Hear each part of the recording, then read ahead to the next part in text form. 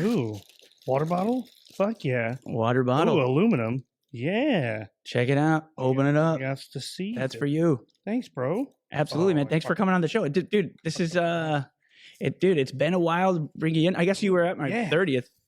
But ooh, it's like matte. That's fucking dope.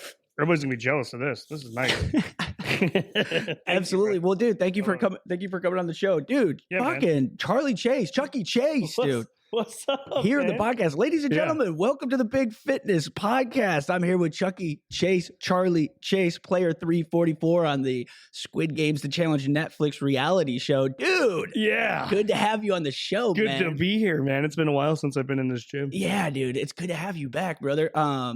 I've got so many freaking questions. I think that a lot of people have a lot of questions. You've probably been answering a lot of questions. So I'm hoping this is true. But I'm not going to ask all the same stuff. I don't think it matters. Whatever, you know what I mean? Like whatever you want to know, because you don't know, I'll tell you. Dude, absolutely. So thank you for being on the show, dude. Let's get into it. These are all like new recording equipment. So like you're only the second person to like do the official like legit shit. So this is going to be badass. Oh, so my podcast is crispy. That's exactly right. Guys, thank you for chiming in. Let's fucking do this thing. All right. First things first, dude. So the first question I want to kind of go with is, did you watch Squid Games? Did you watch the actual Squid Games drama? Like the real show? Before you got into this? And if you did watch it, did you like use it as like, here's the tips. Here's some tips and tricks I'm going to try to incorporate. Okay. So I've seen the show, obviously. Like it was super popular, like whenever it came out. So show was dope. When I auditioned for it, did I use it? Honestly, I thought it was going to be different games. I thought it was going to be like a different type of like challenge. I didn't think they were going to do the same exact shit on the show. So I was kind of like, oh, here we go. I already know these games. But to be fair, everybody who was going on the show, I think already knew this. So they practiced the cookie game. They practiced like red light, green light. Like they practiced. I had nothing, dude. I just knew I was going to be physically fit and like go for it, whatever the fuck it was. Yeah, like right before, I mean, it was maybe about, I don't know what it was. It was right before you went, or a couple months before you went, you contacted me. You're like, dude, I accepted to do this crazy Netflix thing. And I just need like a program to like fucking get ready to do it. I'm not exactly sure what it's about. So you didn't know much about like what the games actually were when you got like signed up for this thing? No, because when we signed like the waivers and like all the intense shit, like, they were saying, oh, we're going to be standing on our feet for a long time. We're going to be working at heights. Like, dude, I thought it was going to be like MTV's The Challenge. Like, I thought we were going to be doing some like really physical stuff. And the game turned out to be not so physical, but more like mental. Although red light, green light, people have said this, but I don't know if any of your viewers know, but that game lasted 10 hours. And we played it like 26-degree weather. So like each pause moment was like anywhere from 30 to 45 minutes. So that was the most physical, demanding game that we played. And that was wild, bro. That's why you see the girl in the beginning. She's like, I can't hold it any longer. Yeah. Bro. Because she was standing there for 30 minutes in a squat. Yeah, dude. I was wondering about that. Dude, I was totally like, what a bitch, dude. Like, she totally... Yeah, bro. They made her look bad. Yeah, they made her look really bad, didn't they? Yeah. I mean, the only thing I took from the show is like I played old man style. So if you watch the show, the old man, he runs... Like, I never put one leg in front of the other. And I always had my hands in my pocket so I could stabilize myself. But you had to be even and like in a comfortable position for 30, 40 minutes. Did they tell? And they told you that before? They didn't tell us shit. They didn't tell you before? No, dude. There's 5 minutes on the clock, so we're like, okay, we got to get down the. It's a football field. They said, okay, 5 minutes in gameplay. Okay, then the song plays for like less than 8 seconds. You get out there, bro. When the game started, people were still behind the starting line. Like some people didn't make it past the starting line 3 times into the game. Oh my! So we're talking an hour and a half into the game. You haven't even passed the starting line. that is actually freaking wild. And that makes sense about the squat. So they didn't tell you before you. It's almost like they tried to do like a real kind of Squid Games feel. How close did it get to like a real holy shit? This is what we're doing. So that was the first moment. Was the first 30-minute pause because I'm standing there and I'm like, okay, I could do this. Bro, after like 10, 12 minutes, I'm like, oh, this shit just got really real. And then they bring out a drone. So like, one of those $50,000 drones is like flying over you, makes you even colder. We're just standing there and we're like, they're not telling us when this is going to end. And by the second round, I'm talking like just, an hour later, somebody has like a seizure and like falls over. People are like they can't hold their positions anymore. And I'm like, oh, this shit got real. like, Oh my like God. it was, dude, it was real as fuck. And I think everybody who passed that game feels bonded through, like, it was traumatic because it was cold. It was badass. So like, because I know, like, I've seen like your Instagram, you've been like hanging out with these guys afterwards. So you guys did actually create real bonds. Because I do have some questions in the future here Yeah. about like the 14. It was 14 days, correct? I think in total shooting was 14. I made it like 10 or 11. Okay, got you. And it was like in this dormitory, like where. So in this dormitory, like how real are the conditions living in the dormitory? Are you like actually in this dormitory only eating what they give you like in the game? Yeah. Oh, dude, like this was the worst part, was the food. First of all, they should be like, I don't know, win some culinary award to make food not have a taste. like it was so impressive. We ate what they called porridge or like oatmeal every morning for breakfast, and you put it in your mouth and all you could taste was like your mouth. So not only did the food suck and have no flavor, it had no salt, no butter, no sugar. And it was, I want to say it was like 800 calories or less. We might have got lucky if we got like 1,000 calories, but I'm positive, bro, because I started losing weight like really quickly. And like there's a lot of big dudes in there. And they're like playing little games and they're running around and shit. And I'm like, that's a bad idea. Oh man. So like you really had to be like in there, like making up like a some of us strategy didn't go for- outside. We never even saw the light of day.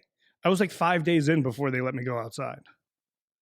Like, That's fucking yeah, wild. dude. Like we lived that shit. Like it was like here's what I call it.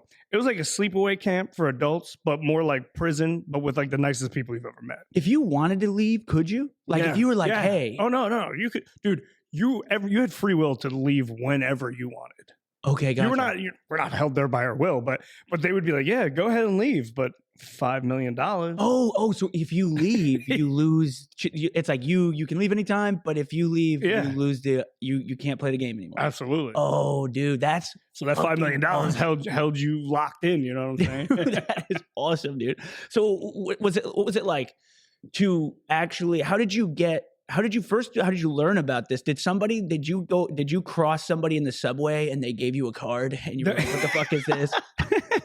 No, dude, I literally like I did another like show that's on Amazon Prime. It was for entrepreneurs, and the guy whose show that is Wes Bergman. You know who Wes Bergman is? No, who's that? He just won the challenge, and he also used to be on Real World Okay. Rules. He's the fiery ginger. Anyways, I did his show, but I was sitting in my room one day and I'm like, what the fuck would Wes do? I'm like, what did Wes do before he got to like where he's at now? And Wes was doing a bunch of reality shows. And I was like, you know what? I could do a fucking reality show. I was like, let me see what reality shows are out there. Dude, the first thing I Googled is like reality shows casting now. And that was the first thing that came up. Oh, And it was like, shit. and the prize is 4.56 million. I said, oh, well, let me try that. Dude, I sent them a tape. Literally 2 days later, I got a call. And they're like, hey, we want to audition you. That's kind of wild. It didn't like seem like. I mean, what was that? What was that ad like? Was it like a Craigslist ad? No, it was like I just Googled it and it took me straight to like Netflix. It was like fill this out and then send a video. That's kind of fucking wild. Yeah, they're casting for the second season now. People are hitting me up for like advice. My advice is it's TV. Okay, here, yeah. If you want to do it by the time you see this, my advice is it's TV. Give them a character or give them some type of crazy story, something that shows that you're like passionate and that you'll do whatever you like want. Like do whatever it fucking takes. So I gave them a bad guy character, essentially. Yeah, like tell them that like you have 8 kids and like one's like gonna lose like a leg and like you're something. Yeah, if you don't win $5 million or something, like your whole family dies. Give them something fucking crazy. Dude. You've been living under a staircase for the last 8 years, right? And it doesn't have to be true. That's what I'm saying. It's TV. Give them something to work with, dude. How many people's stories? And like you don't have to say anybody specifically, but did anybody have a fake story that they like gave them that you know about? Well, look, no, honestly, these were real people and their stories were really fucked up. So like I know some of these people and like a lot of them have like, you know, family issues or things that they need to take care of. Like the thing about this being like Squid Games is that like, okay, no, we didn't die, but you gave up a month of your life. So like it kind of messed up my business initially. And the thing is, you give up that amount of time. We didn't get paid. We didn't get any stipends. We're not really actors. We're just real people. So like you go back to your original life. So it's not like you die, but it's not like your life gets any better. You know, so it is it's a winner take all situation, and it sucked for 455 people. Yeah. Oh my gosh. And you all were in there. What was that like that first day? What did all 456 people live in the dorm that first day before red light, green light? No. So you had to win red light, green light just to make it Get to into the dorm. Okay. Because I think like 256 or something got knocked out in the first game. That's how hard it was. So that more than half. That first game was really hard. Because of how long it was. That's kind of nuts. Like in that first game, like what were you thinking throughout that time? Like how still did you really have to be for that time? Well, so we didn't know. So like, dude, I literally was like meditating. So before I went into the game, remember I talked to you about getting into my physical capability. Then I also worked with a hypnotist. So I worked on my mental ability. So he gave me some like key anchors and things that I worked with. So I literally was meditating super hard, didn't move for shit. And I started to like trip a little. So like the guards are pink, but like they would inverse color when I would blink at some point. So they would turn green. Like I literally was like standing and tripping and like fading in and out of consciousness. So like I didn't move, bro. Like I think my knees locked up. Like all I did was just like focus. Because some people were like, oh, counting the numbers or looking at something on the wall and counting bro, if you were not focused and locked in like a meditative state, people literally fell over. Like you're standing there for 40 minutes. Right. That's a lot of time, dude. That's a shit ton of time. Like I'm just trying to think right now, like God, just sitting there, that would minutes. That's like that's like an Iron Man for me. That's like a real Iron Man for me. Like just to like sit still and work at it, even just to work at a desk. Yeah. Like it's like a real Iron Man for me. Just sitting still and not doing shit. That would be fucking hard. So like, okay. So movement wise, like what would have gotten you out? What would have gotten you out? Well, the way that I see it now, well, here's the thing. There's two checks. There's one on the ceiling. There was like hundreds of sensors and we had a sensor in our vest that exploded. So if it was any forward movement, you would get caught by the sensors, but they had adjudicators with binoculars standing in the wall. So you don't see it in the show. They green screened it out, but there's people watching. So if they determined that, let's say your hands are like this and they saw you drop your hands, they would call you out. So it was not good to be in the front of the line. So like my strategy was to kind of like hide behind somebody for as long as possible, but that guy got out. So I was in the front of the line for the whole time. Oh my God. So I didn't move at all, dude. That's what I'm saying. Hands in pocket, feet equidistant apart, just stable. And so how many people would sit there for 30 minutes and then get out at the end of the 30 minutes? Yeah, well, that's a good point. Because they're adjudicating for that long, you could literally stop, move. They got you out. 30 minutes later, right before we started, you'd be like, and they'd be like, oh. Like, I didn't move. But like, yeah, you did like 30 minutes ago. Oh, damn, dude. That's fucking dirty, man. But I don't know if you've seen in the show, people are laying down. Yeah. I was wondering about that. There was crawling too. Yeah. Shit. But dude, okay, so there's like 6 to 8 seconds. You got to get up. You know how cold? Like, it's so cold. You got to get up. Then you got to walk. Your legs aren't going to work. People were like laying against the wall. Like, people were doing anything they could. I knew that if I laid down, like it was over. So I had to embrace like what we call like the suck. So eventually it became so painful that it became like euphoric, which is super weird. But like every time I moved, I would have to like psych myself up. Like it sounds sadistic, but I was like, ooh, I get to witness more pain this time. Because that was the only thing that I could have. And I turned that into a game. I was like, oh, it hurts so bad. Wait till the next round when it hurts worse. Wow, man. Yeah. Jesus Christ. And they gave you the countdown, hey, that's about to turn green again. No, dude. Okay. So, bro, the amount that the doll played in time seconds changed variably. You never knew how long. 8 seconds was like the longest. One time it played for 2 seconds. You had to watch and listen, and they would speed it up and slow it down. So that's how they were getting people out. Oh, it wasn't the same pace every time, dude. And you said it was 28 degrees. You said I think something like that. Just very 26. It was very cold. Yeah. I saw the part of the show that was like, this is how they made it, the making. They were just showing like different things about the technology they used for like, you know, like you were saying, like the using the adjudicators, like that kind of thing, and like how they were like measuring bodies. They had put like they had put so many tests into this before they ran people. They did not say how long it was, and I think that would have been useful. I mean, I guess like so that it's more like close to the drama. I guess that's probably why they didn't disclose that. But like, I think that would have been something more for the viewer. Just the me watching it, like I was kind of like, what are these cats doing for 14 days? Right. Because like it seems like there's only like so many challenges. Like, what are you doing Yeah. all day long if you're doing one game? So on your point, it would have been nice if they even just like put up like TypeScript, like 26 degrees, 6 hours in. Yeah, like yeah. that would have been cool. That would have been dope. What did we do every day? Dude, we talked to each other. Like that's what we did all day. We had to build connections, and that's why you see some people have alliances. That's why we're such good friends now, because there was no source of entertainment. There's no TV, there's no phone, we don't even know what time it was. They would change the time. So they would put us to bed and wake us up at different times just to mess with us. We never knew what time of day it really was. Oh shit! You get what I'm saying? Dude, what did that feel like? I've always wondered what it would feel like. Have you ever heard like when there was this lady that went down in a cave? She tried to do the world record for like being like completely away from any sunlight for the longest amount of time. And like she was like, I'm gonna do it for a year. And they went down there to get her in a year, and she was like, no, I've got to stay, because it was like she had thought it was only months. And it had been like a year plus or something along those lines. And so it's kind of crazy. Was it anything like that? I know it was a way shorter period of time, but no, it was.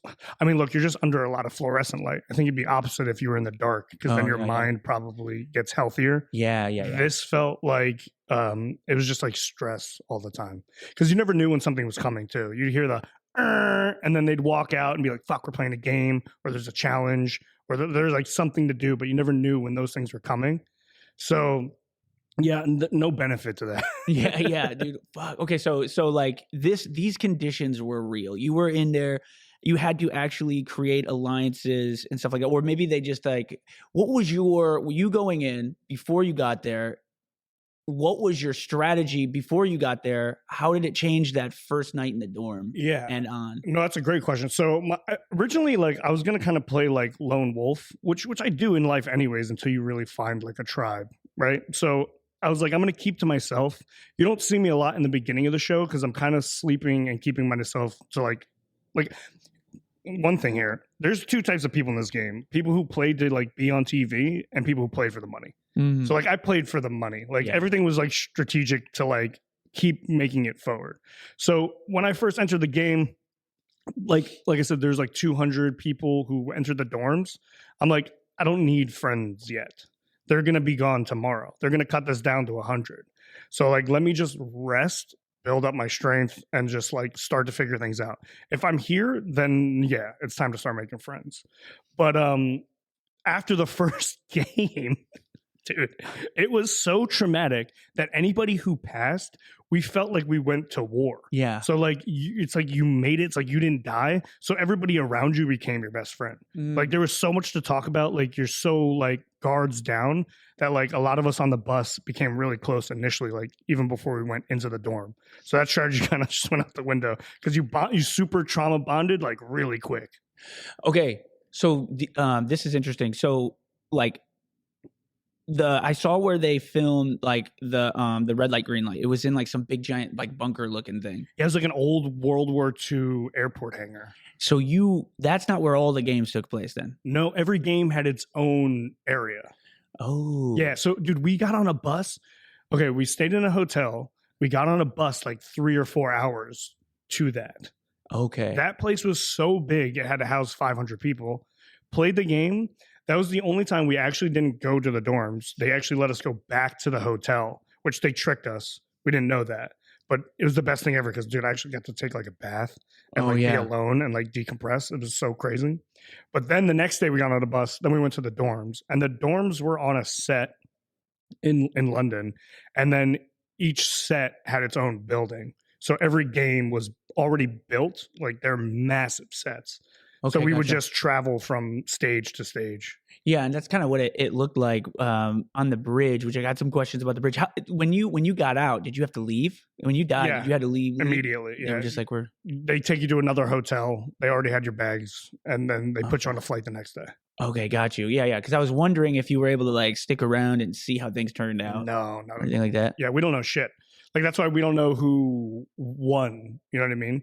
I mean, through our channels and stuff, we knew who the top 3 was, but we didn't know who the winner was. You didn't know who actually won that, and like, dude, that is crazy, dude. $4.56 million. Yeah, and okay, this is crazy. This was in the contract. If you won and the media found out and it got leaked, you still wouldn't get the money. So Mai doesn't get the money 30 days after when it dropped, so a month after the last episode. But if before that people found out that she won, she wouldn't get the money. So she waited over a year to get, and obviously she's gonna get it now because nobody found out. Nobody found out. Yeah, but she's been waiting a year, so she's known that she's been a multimillionaire. yeah. But Just like sweating, fucking I'd sweating. be freaking out every day, bro.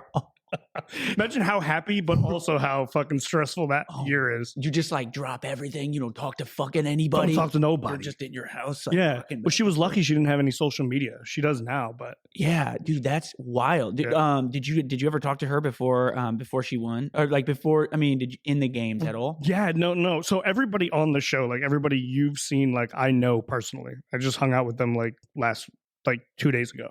But Mai, interesting enough, I don't know if she'll remember this, but before we played marbles, she was kind of, well, I don't know. Now after seeing the show, she might have been playing me. Yeah, But- because she was playing the game right, She was dude. playing the game really good. She was killing But it. she seemed distraught and she wanted to she was like, I think I'm going to quit at this point. She's like, I can't go any further. And I literally was like, you've made it this far. You know how many people you've beat? Like we're at the top 60 right now. Like play. And if you lose, then you lost, but just play. Like, I don't see the point in quitting. She was like, yeah, I think you're right. I'm like, fuck yeah, I'm right. Oh my god, absolutely. Yeah. I should have been like, no, you know what? Yeah, it's too hard for you. Get the fuck out of here. Yeah, dude, and you would think she was probably fucking telling you that to fuck with you, dude, because that's Right. how Mai was playing, Right, dude. that's what I'm saying. So I'm like, God. oh, was she manipulating me? But here's the thing. But- it didn't affect me because I wasn't playing her in the game. Right, but So it seemed genuine at the It's- time. that's the crazy part about the game, dude. I'm Right. like, dude, $4.56 million. Yeah. Like you're playing against people, but like with people, like what do you think is the best way to go about it when you're in the game? Should you try to make friends because that seemed not to work, and then should you stay away from people because that also seemed not to work Right. in the Well, game? look, I think I had a fair balance. If I made it through marbles, I was making it far enough playing that dynamic. I didn't have a clique. I had acquaintances. So I was friends with the whole dorm. I would stay moving. I would just talk to people periodically. But that's a good question is, did the alliance hurt or help? And you saw in certain situations, and it didn't matter. It was either helpful or it was hurtful. So people knew who you were clicked up with. And then, if you were going to get voted out, they would save you. It was just the luck of the game. But yeah, I kind of played in the middle of that. I didn't really group up with too many people. I had some select friends that were like, these are my boys, but we stayed away from each other in the beginning. So people didn't know. You know what I mean? Yeah, totally. And were you guys because it didn't show all of everybody's stuff? Were you guys looking around who's gonna fucking win this? Who did you think was gonna win up front, or who did you think was gonna be the contenders? Did they end up being contenders? No, I mean, well, here's the thing. You think the strong physical types are gonna make it, but then you realize that none of these games are strong and physical. Yeah. So you're like, okay, that goes out. Then you meet some really smart intellectual people, and you're like, oh, well, now we got to look out for them because these guys can strategize. But then some games just became luck, and then they're out anyways. So when the number was super high, it really didn't matter. It wasn't even worth thinking about. All you could think about was yourself and just making it one day closer. That's it. Did anybody lose in a situation where it was a matter of chance and just lose their shit that they lost their ability? Oh, dude. And there's nothing they could do? Yeah, so warships is probably the best example, right? You get in a little boat and you don't get to make any decisions, right? So get in your boat and then the captains, they're playing the game. if you got out, like if your ship sank but the team still won, you still were out. So people were fucking pissed. Oh my god. Because like, check it out. The first game is all on your own ability. So if you lose to yourself. Same with the cookie. All on your own ability. Dalgana. You're playing against yourself. Now this is the first time now you have to depend on someone else, and you lose not on your own accord, just by chance or luck. So like you feel like you're robbed of this opportunity because you've now played yourself twice and you're like, I'm fucking kicking ass. I can do this. Boom, I get fucked by somebody else. You know what I mean? Yeah, dude. And people were not taking that well or lightly. And you had to pick captains for Battleship. So in Battleship, you had to pick captains. Like, so you're kind of like, hey, I'm going to put you're going to be the person who's going to essentially be the leader for whether or not, I move forward for $4.56 million. What wasn't shown? Do you know anything that wasn't shown? Arguments, fights, anything about that they didn't show? This is crazy. So, dude, it's so wild, but all of us, especially at some point in time, we're all really good friends, or at least had really good friends, and everybody was friends with their friends. We played this game very like, I don't know the word I want to use. We were just good to each other. We wanted to be equal and even and play that as long as possible. And I think you do see that in the show up until Circle of Trust, where shit gets crazy and they betray each other. Dude, Circle of Trust was my favorite game of all the games. It was like, whoa. Well, that's when they finally like were able to break this, because you even see on Glass Bridge where they're like rolling steps up, and he's like, if we all take one step, it's all even. If we all roll the dice and we vote ourselves, it's all even. We all tried to play very cordially with each other. Because like I said, these were some of the nicest people we've ever met. Everybody had to be a main character, because if somebody won, they had to be the main character. So the way that they cast this, like everybody on the show either has like a big following or an interesting story, or they're just a really cool person. So meeting all these people was like a breath of fresh air. Like that's why we were able to talk and have this crazy dynamic and all really become really close. So there was no like screwing people over yet, but you can see where that's going to change, and it makes sense. Dude, the most invigorating part of this entire show that like I just did not understand was on the bridge when like that one, what was the player that wouldn't go? Ashley. Okay. So like it didn't make sense to me that she wouldn't move forward. And the guy was like, hey, you can overtake me and take your 50-50. That didn't make any sense to me. Do you know, was there any more behind that? So, look, I don't really know, because it gets weird later, too, where she's like, I did move and I did jump, and like nobody else was mad at her. Only Mai was. Which didn't make sense. I don't really know. But to be fair, and like I said, we all try to be equitable. And in that scenario, regardless, being equitable just benefited you if you were in the front, because like if you were the first 10 players and they all decided to play equitably, it gave you that 50-50. But then it kind of put them back on the burner. So for her to say, I don't want to do that, is completely fair, dude. She's far enough in the game. Yeah. So I would be like, yeah, no, keep going. Right. You can't be mad at her. What do we? No, right. Like, fucking, I don't, let's pretend like it's real Squid Games and you're actually going to die. Right. Okay. So fuck that.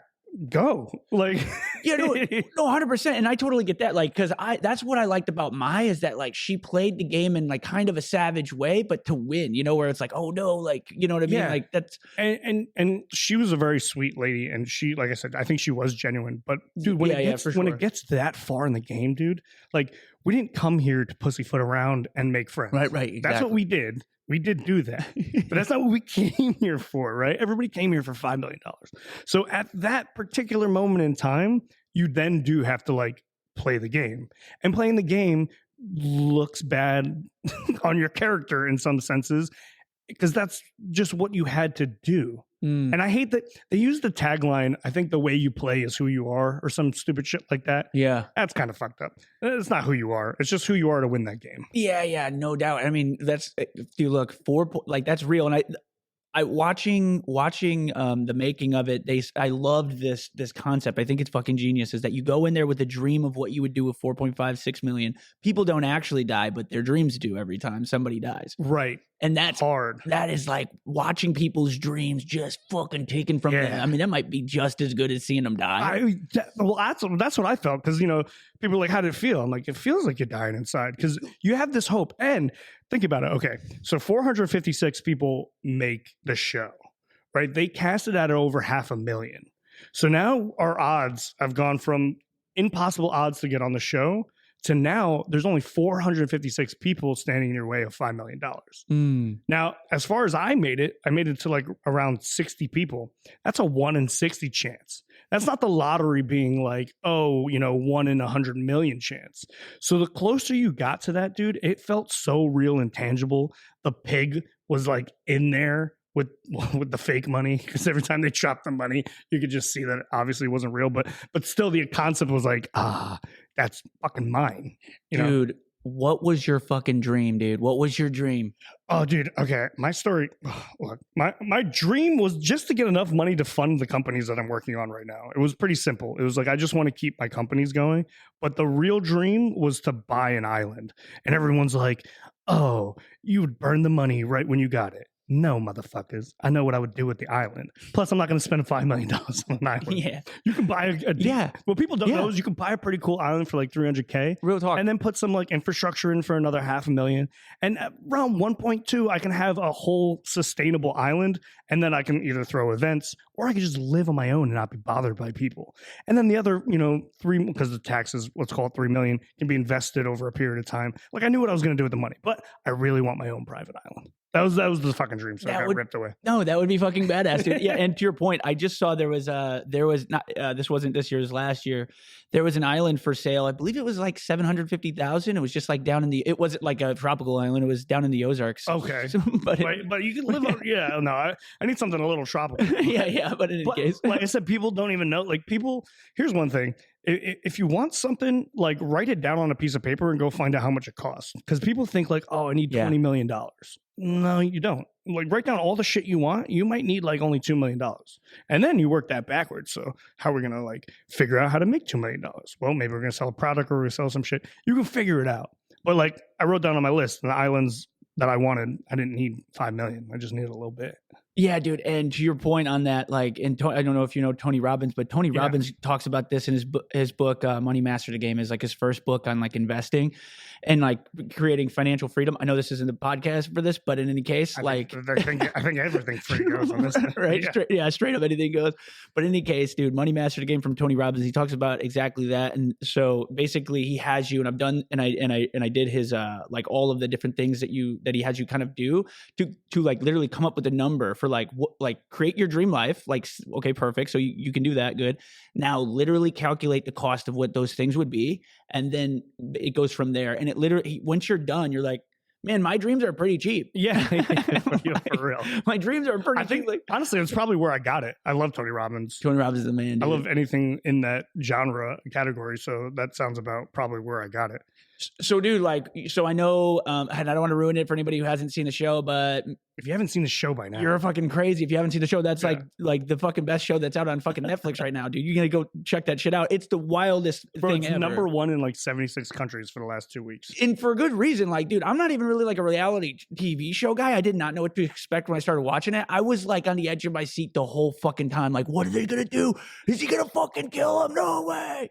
Like losing my shit. I was like, holy fuck. In any case, dude, when you got killed, like, let's talk about that. Okay. So because I want to know how you felt like when your dream was crushed. But before that, you got you had to do a picnic. Yeah. Like, what was going through your head when it was like, all right, we're going to do a picnic? Did you think there was any fuckery afoot, or did you just pick someone that you liked? How'd that go? Yeah, no, okay. So they fucked us like every day. They were screwing with us. It didn't matter. Like, they were just trickery, right? So there was key words that were said. It said, pick a partner. And since the game's now going in complete order of the show, pick a partner means let's play marbles.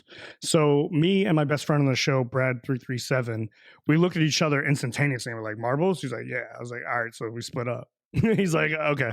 So we went and picked somebody who we were friendly with, but like we're not emotionally attached to.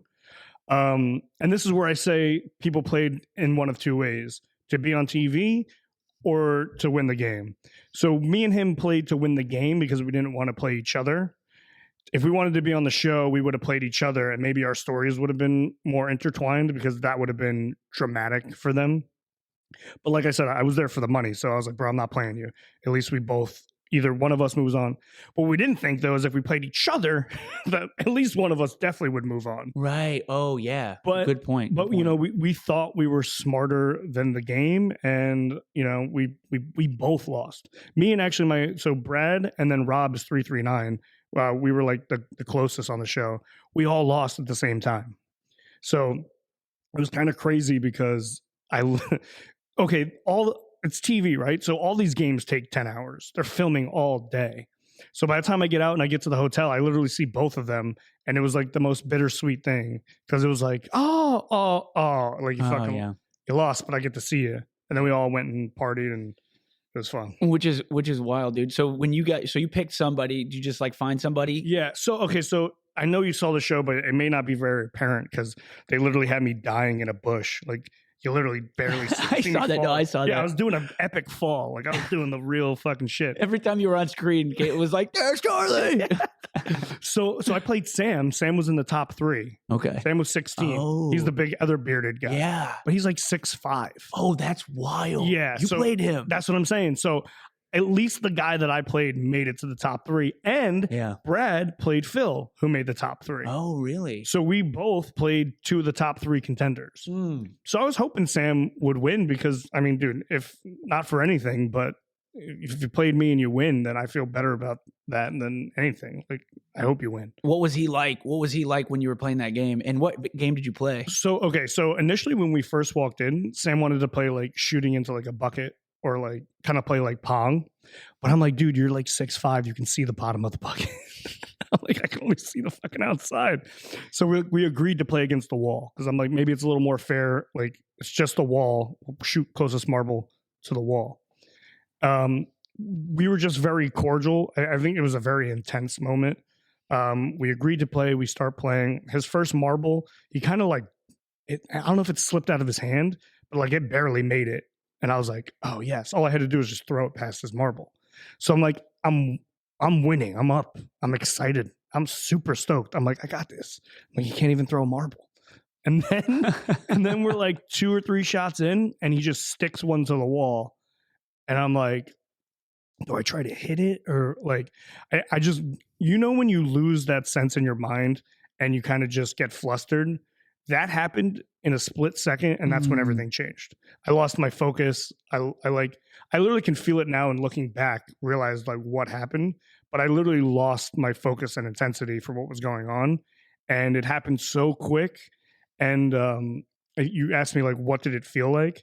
Well, I had 10 minutes to deal with it.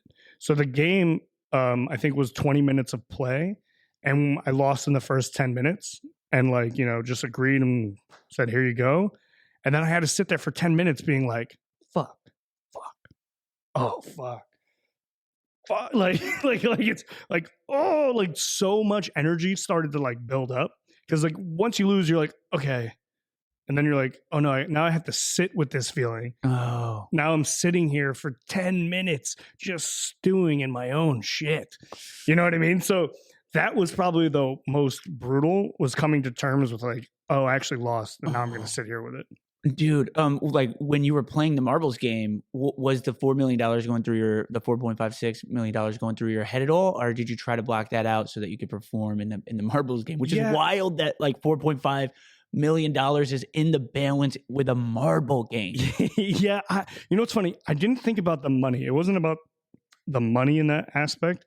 It was just about winning and moving forward because there's 60 people goes down to 30. We see what happens later. There's still so much game. So my mentality really in every aspect was just focus on the here and now and finish this task before we move on. Like, can't think about the past and there's nothing to think about in the future. All we have is the moment. So like the money wasn't even a thing in my mind. It was just accomplishing this task with a win. But like I said, it happened pretty quickly. Like I was up and then I was down and then I just couldn't come back. And yeah, it sucked. It fucking sucked. So 10 minutes, man. Shit. Yeah, imagine that. Just you have to sit there, and 10 minutes is a long time with your brain just like, oh, it's over. Okay, like just so many things were just going on. Then I'm like, oh man, I'm on TV. Like I can't look like a bitch, so I gotta keep this shit in. Did you have any idea that this would be number one in the world on Netflix or top 10 or whatever it is right now? I think we had a good idea that obviously okay, so Squid Games itself, the original show, if you look it up, I think had like over 1 billion hours of watch time. Yeah. It was like the most streamed show on a streaming service ever. So that had like a good idea that it was possible, but like it's like almost like a sequel to a movie where people are like, fuck, that shit sucked. Like it was possible that they could have messed it up and like ruined the franchise, Yeah. and it wasn't a hit. So I'm actually thankful that they did a great job. They did a great job, dude. They did a great job. Dude, the sets and the games and like, dude, Yeah. the way they shot it, I mean, it looks fucking remarkably done. And like, I think about the scale of it when I'm watching it the whole time. I'm just thinking the scale of that. Like you have to get $4.56 million, but then like every set has got to be like a couple $1 million set. Those sets are amazing. Oh yeah, I mean legit sets. I think dude, I don't know. I'd say their budget was probably like 50 million, I mean, maybe it had more. to be something like that. Yeah, no, they put a lot into it. All those people who were like, and then editing and all that. But I can even imagine. Well, you know what's crazy? They edited that probably in less than a month. See that you said 30 days. That sounds like impossible. Because I Googled it. I was like, I wonder how long it takes to do this. And they did the circle in the same amount of time. Dude, they have so much money that here's also why I think a lot of things got left out. If it was a movie and it was only like a 2-hour thing with a script, that's more comprehensive than 500 people and 10 different editors editing and creating a story simultaneously. Because like those people weren't there to be witnessing, because dude, we were mic'd up all the time. We were on camera 24/7. And I'm sure there was one guy who headed up everything, but it's a lot, dude. And like, especially if you got out in the beginning, like you weren't going to make it, but it's a lot of content, and they were able to make this, and they had to pick and choose. And I think a lot of us possibly are, we're a little disappointed because there's a lot of things that happened that you don't see, or the audience doesn't get the feel. Some things don't make sense. Like when everybody went to go steal that guy's cheeseburger, like I said, we were only eating 800 calories a day. We're so hungry. People were eating French fries off the ground. Oh my God. And they don't show that. Like some people really got lucky. You know what I'm saying? Like imagine like you're like fucking eating French fries off the ground on TV on Netflix. They're going to crucify you. You know what I'm saying? So I think, and from our perspective, it felt a lot more hardcore, and like they could have made this a rated R show with the amount of content and the things that they had. And I think they maybe went a little more PG-13. Actually, that was the next question I have is like in the dorms, and eventually I'm going to get to there. You had a pivotal part of the show where you picked the door. Yeah. But before that, in the dorms, to just kind of piggyback off what you're saying, like it could be rated R. Dude, you're in this dorm together. It's just you. There was one part of the show where like the guy is like, he's like sad that the girl's leaving. Yeah. Was there anything going on between male, female in there, or fucking male, or female, because it was all in there? Well, look, I'll tell you this. They gave us a whole drawer of condoms. It was possible. They give you a drawer of condoms? A drawer, dude, a whole drawer. So in the bath, like we didn't take anything with us. We had to we got underwear every day. Like every time we took a shower, like we changed our underwear and socks. And on top of those drawers was a whole rack, like this table full of condoms. So like we walked in the dorm like, oh, that's possible. But dude, we're all in little bunk beds. Everybody's wearing extra sized clothing. You didn't even know. Like everybody looked like shit. Like everybody felt like shit. Everybody's tired. There was no possibility. I think it was possible maybe like day one or some shit, but you'd have to like do it in the bathroom. And no. So I'll tell you what they use the condoms for. And this is now out online. So what they use it for? So condoms became a commodity. So people were losing their minds because they didn't give us any chapstick and people's lips were getting really chapped. They're using the condoms as the lubrication for their lips. Oh, damn. And they don't show any of that shit. There's a lot of crazy shit that happened. Oh. And like, I mean, I didn't need that. I never used chapstick anyways, but dude, went in there one day, all the condoms are gone. Yeah. Yeah. Dude, there's not too much real drama between people. You know, Right. there's a little bit that they show in the show. Like, how good do you think they get the drama in the show compared to the reality? No, that's what I'm saying. Like based off the real show, I don't think this show was that dramatic. You see us having like fun and competing mainly, Yeah. but the drama of the day to day, how unhappy we were with the food, how tired we were. Like, I'm sure there was intense conversations amongst people about their lives. Like all that shit, just it seems like they're gonna keep it in a vault somewhere. Yeah, yeah. Which is kind of interesting because I'm like, man, if you were if you were with people for that long and all you could do is talk, like, and do shit, and then like between games, like people, you have to sort of do people dirty, like whether they like it or not. Right. I just feel like shit would get like intense. And also there's $4.56 million. Like, how do you know somebody's not going to slit your throat? So okay, so in the real show, like I think the episode's like the raid, like where they like actually raid the dorms and like fuck people up. Like people thought that was gonna happen, and some of them didn't sleep that night. Like they were like, this might be the raid. Like people thought, they were making things up in their head. They're like, oh, if they steal your patch, like you're gonna be out. And I just slept like a baby. I was like, they're not doing this shit. Right, dude. But some people stayed awake all night, and it sucks for them because, bro, we were tired. But like, yeah, you didn't know. There was no like, they didn't tell us anything. Once you're in the dorm, you were just told things when they were happening. So like, imaginations ran wild, and people thought we were actually going to play tug of war. So that possibly was the dynamic, in the show. Like she has sex with the guy so she can be on the guy's team for tug of war. I don't know if they were setting that dynamic, but that was the possibility. Yeah, that's right. That's Yeah. right. And that's I don't know if you saw the thing where the producers kind of go over like why they didn't do the tug of war. It was like the least fair game. They couldn't find a way to make it fair, even though none of this fucking seemed fair. Bro, none of it seemed fair. None of it. But there was teams where like it was all guys and then like mainly girls. And like not to say guys are stronger than women by any capacity, but at that game the guys were 6'2", 200 pounds.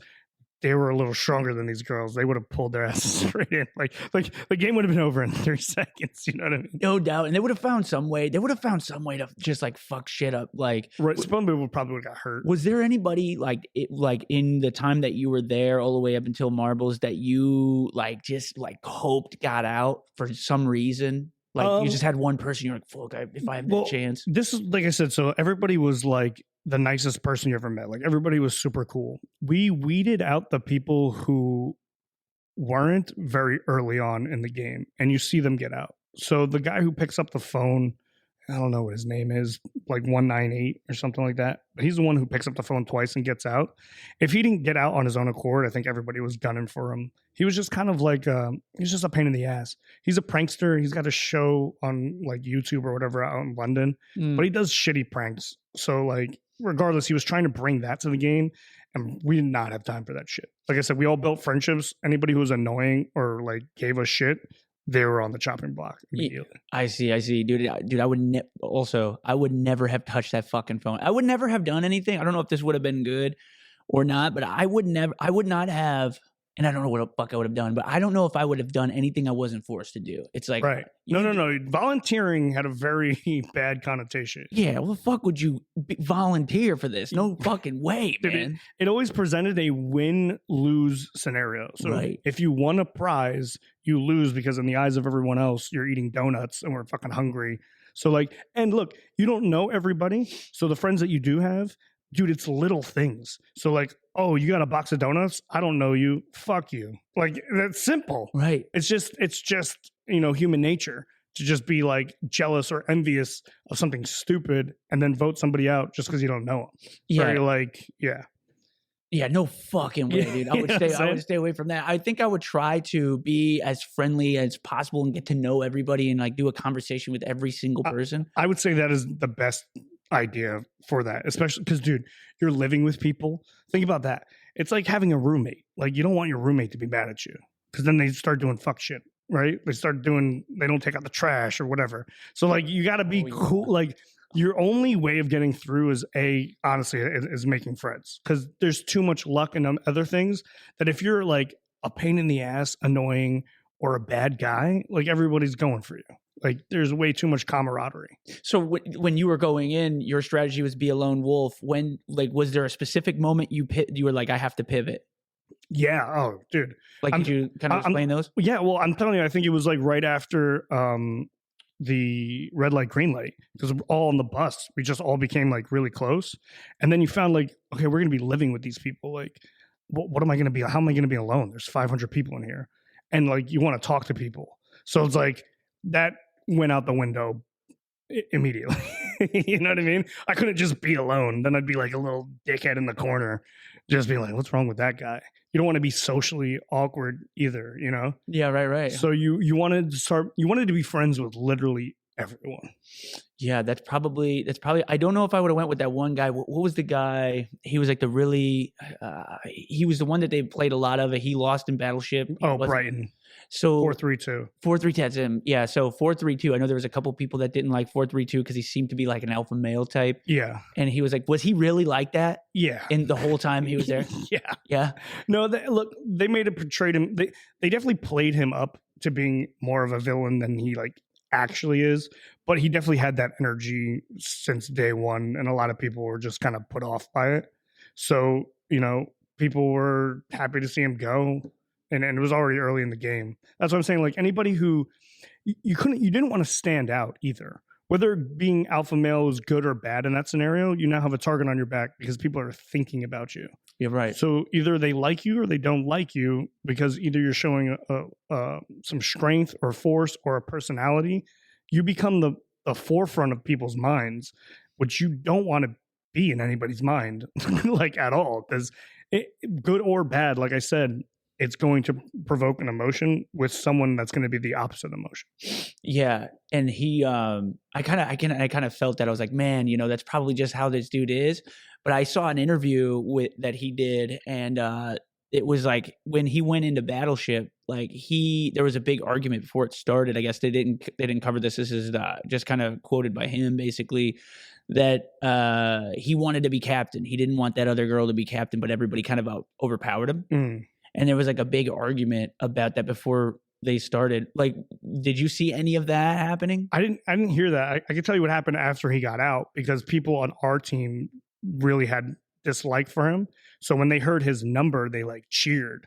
They were like, player 432 is eliminated. And they're like, yeah. Oh, And not all of us felt that way.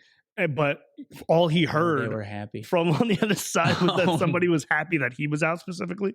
So he got super pissed. Yeah. And he wanted to like come around the corner. He's like, say that shit to my face. And we're all like, whatever, dude. like, Oh man. like I was cool with him, like, because we'll talk about the cookie thing in a while. Right. Yeah. I'm about to bring that up. But yeah, like I said, being a bigger personality, people just had you in the forefront of their mind. And I think he said some things that just rubbed people the wrong way, and that's just not something you want to do in that game. Yeah, dude. And that's since we've been fucking bringing this up, dude, there's a part that you had to play in the cookie game. Yeah. And this was crazy because like I would have been so fucking pissed if like I got fucking out because everyone couldn't agree. That's crazy. Bro, it happens twice. It happens twice. And then you show up. So like now before you went through there, how much time did you actually have to talk to the people who are in your line about what to do? Okay, so I'll give you a play-by-play from one to me. So the first group, like we get in there, we line up. The first group, they take them in. There's no directions. They're just like, follow the guards in. And we're like, oh, okay. The doors close, and that TV that you see, like we all see. So like this is the first time we see like what the show is going to look like. And we're like, damn, that's cinematic. I was like, oh, this show's going to look really good. Because they had a crane in there. Like the way they were filming it was insane. And they're like, okay, you have 2 minutes to decide. And we're like, oh shit. And dude, 2 minutes goes by like super quick. So it's understandable that the first group loses all of them, right? It makes sense. They can't make up a decision, and they didn't tell them that you were going to be eliminated. Yeah. They just said you have to make a decision. Yep. So they can't make a decision. Blah, blah, blah, blah, blah. We're like, oh, the TV cuts off. We're like, gosh, okay. Second group, we all know what happened. So dude, I'm number 3 in line, and my boy Hikmat, shout out to Hikmat, he's going next. And we're like, oh shit, dude, like you guys just got to make a decision. Like it's not going to be easy, but like just make a decision. They go in there and they're like, so the rules are you can't play some kind of game. You have to just agree in conversation. So you couldn't play rock, paper, scissors. You couldn't, like, they decided to do a race. Like Hickman's like, let's race for it. And we're like, no, you can't do that. But I guess everybody agrees and they do. And he like bolts and he runs. But then I don't know the guy's name, but he also doesn't agree, which is insane to us because, dude, you're going to literally, you're going to lose. Yeah. Like, just pick the umbrella and play. You have, like, in the original show, player 456 has the umbrella and he makes it. You have, like, look, you have a less chance of making it, but you're gonna play. Yeah, you're gonna give a shot. Yeah. You're gonna take a shot. Yeah, it's like, dude, I would have looked at it. I would have, if it was like that's going down and I didn't see anybody else. I would have, like, look, everyone hates me. I'm gonna play the game though. Right. Like, I'm going to give myself a shot. Right. That's crazy. The stubbornness in there. The stubbornness is one thing, but so here's the thing too, dude. That room is so fucking big, bro. That room is bigger than this gym, and the doors were like so big that even if you made that decision, you needed like 10 seconds. So you had to touch the door by the time the timer ran out. So, like, let's say I'm on triangle and I'm like, you know what, fuck it, I'll take umbrella, but I don't care, I'll do it. Bro, we didn't have enough time for each of us to run from the door to the other door to touch it. Yeah. So you had to make that decision with, like, 15 seconds left and everybody was touching the door. Yeah. So nobody made that decision. Boom, second group out. We're like, oh, bro, now I'm standing there. I'm like, I'm next. I'm like, holy shit. Dude, the room is bonkers. Yeah. Like, dude, there's so many people coming up to me telling me what they think. And I'm like, shut the fuck up. I'm like, I don't care what you think. I'm like, bro, I'm going to take the umbrella. I literally was like, look, the way that they've been messing with us, I go, there might be the circle behind the umbrella door. Yeah. So if I just like kind of step up, I was like, regardless, I get to play, I make a big move, and it could be like successful. Then I'm like, okay, maybe it is just the shapes. So let me take the same scenario, but just go for the star. And then convince everyone else around me that if we just take the shapes we were given, because we're all standing in the line 1 through 4, same order of the doors. I'm like, that just makes sense for us to play equitably because we're not going to agree. The guy who's standing at circle is not going to just be like, yeah, I'll take umbrella. Right? Yeah, exactly. So I go to the two next to me, which is Brighton 432 and then Mark. And I'm like, look, I'm going to go and take the star automatically. You guys can have your shapes. It's 3 against 1. We'll just convince Spencer that he's got to take the shape. Like, we don't want to go home. Like, let's just play it. That's as fair as possible. And I'm already agreeing to take the second hardest shape. I'm not agreeing to take the umbrella, but I would have in any scenario. Like I said, I wanted to play. So as we're going into that room, I'm kind of saying this out loud. And you can see Spencer on TV. He's like already freaking out. Like, he kind of knows that he's got to choose that because he's not going to force us off of our shapes. Yeah. And he wants to play. So you can tell, bro, his anxiety is like building. And I'm just saying, I'm like, we're taking the shapes we're given. Like, well, let's do this. And we get into the room and then Brayton just starts running his mouth. Do you want to go home? And like, they bleep me out because I'm like, yo, shut the fuck up. I'm like, that's why you hear me be like, you're just man up. We're going to do what I said. Yeah. So I'm like, I just walk away from them. I'm like, okay, I'm going to take the second hardest shape. Who's going to step up? Who wants to take another shape? And that's kind of like how it goes down. And then, the funny thing is Spencer gives this massive speech about spitting on cookies. And I'm just like, yeah, I'll spit on your cookie, bro. I gotta give a shit. Like, what? If that's what you want to choose the shape, like, we'll help you if you think that's gonna be helpful. And the best part is, like, as soon as the game starts, they're like, no player can help any other player. That's the best. That was the best. And we're like, oh, sorry, bro. And he was like, dude, it's so dramatic, man. So dramatic. Yeah. But people were so mad at him for taking that damn shape. Oh, okay. So this was unfortunate for me, is that when the people came, so they kept us separate from everybody for the entire day. So I just hung out with them in like a janky little trailer. So like people's assumption was that we won that challenge, so we didn't have to play, which was my assumption too, because I'm like, oh, fuck yeah. No, they still made us play. Obviously, you see me play. But when I got into the star room, they open the doors and like everybody comes in and like, look, I I mean, everybody was happy. They were like super stoked, and we kind of gave this speech like, "We're all stars. We can beat the star. We're like, we can do this." We all work together. Everybody was like really helpful, giving like tips and like calling out times. Like the star really worked together, and I think more stars beat triangles in actuality. Really? But when people came for the umbrella, oh, they hated him, bro. They like looked the other way. Oh my- No one like they were shunning his ass. They were so pissed, and I think they were just pissed because maybe he didn't put up a fight, or I don't look. What are you gonna do? Yeah, what are you gonna do? Somebody had to take it. Yeah, look, Somebody had to that take it. line too. It was gonna happen to you if you were standing next to me. It was gonna happen to you. Yeah. You know what I mean? So I don't know, but dude, emotions ran high. They felt like he kind of like wussed out and just took it. But I don't know. I would have taken it. I can't blame told him. people. Yeah. I looked back at my line. I said, "You're getting a shape today. I don't know what that shape is, Yeah. but you're like, I don't give a shit." Like I said, I almost went and took the umbrella just out the gate so we all play. Right. Just I was gonna man up in that situation. Yeah, and we were watching, talking to my wife about this. I was like, dude, look, I mean, 100% I'm grabbing that if everyone else is going to stubborn out. Yeah, There's no way I would walk away being like, I don't even know what would have happened if I took the fucking right. You could umbrella, you know, like, no. I think at that point, all of us had that in our mind, and we were just playing poker. Yeah. You know what I mean? But 2 minutes is not a long time. No, right. And at that point, Spencer was just the weakest link. He was very emotional. You could see that we could do that in that scenario. It just kind of opened it up to the possibility that he's more likely to take it.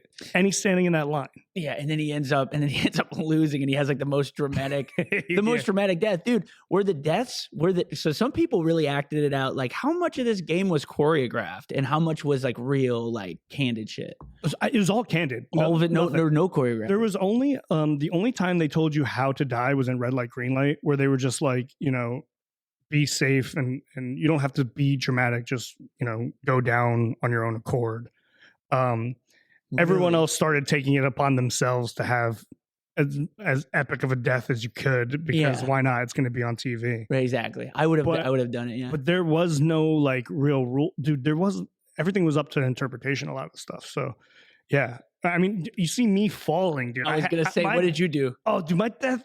You see, like this much yeah, of that's it. right. It's like right behind the bush. Yeah, I tried to die as realistically as possible. I'm like, put me in a movie where I get shot. You can see I can do it. When that ink like shoots out, what is it? Is it like? Do you feel it come out? Is it like a jolt? Dude, barely felt anything. It just squirts. So the sound that it makes is obviously dubbed in, but it just goes. And, okay, got you. And it's like sugar, so like if it hit you in the mouth, you could taste it. Oh, really? It was like a sugary, like I don't know, but it was black or blue or whatever. But it literally would just be like, it was just like a squirting mechanism, and you didn't feel it. Oh, dude, because I was watching it, and it looked like there was like, how big was the under the shirt? Because I know they said like to get that to where it looked like actual blood when it happened. I guess they had to like put these shirts in some kind of solution. They had to put them in bleach for like 24 hours to get rid of the starch, so that something happened. That's what they said on the I don't know if the making. I didn't see that.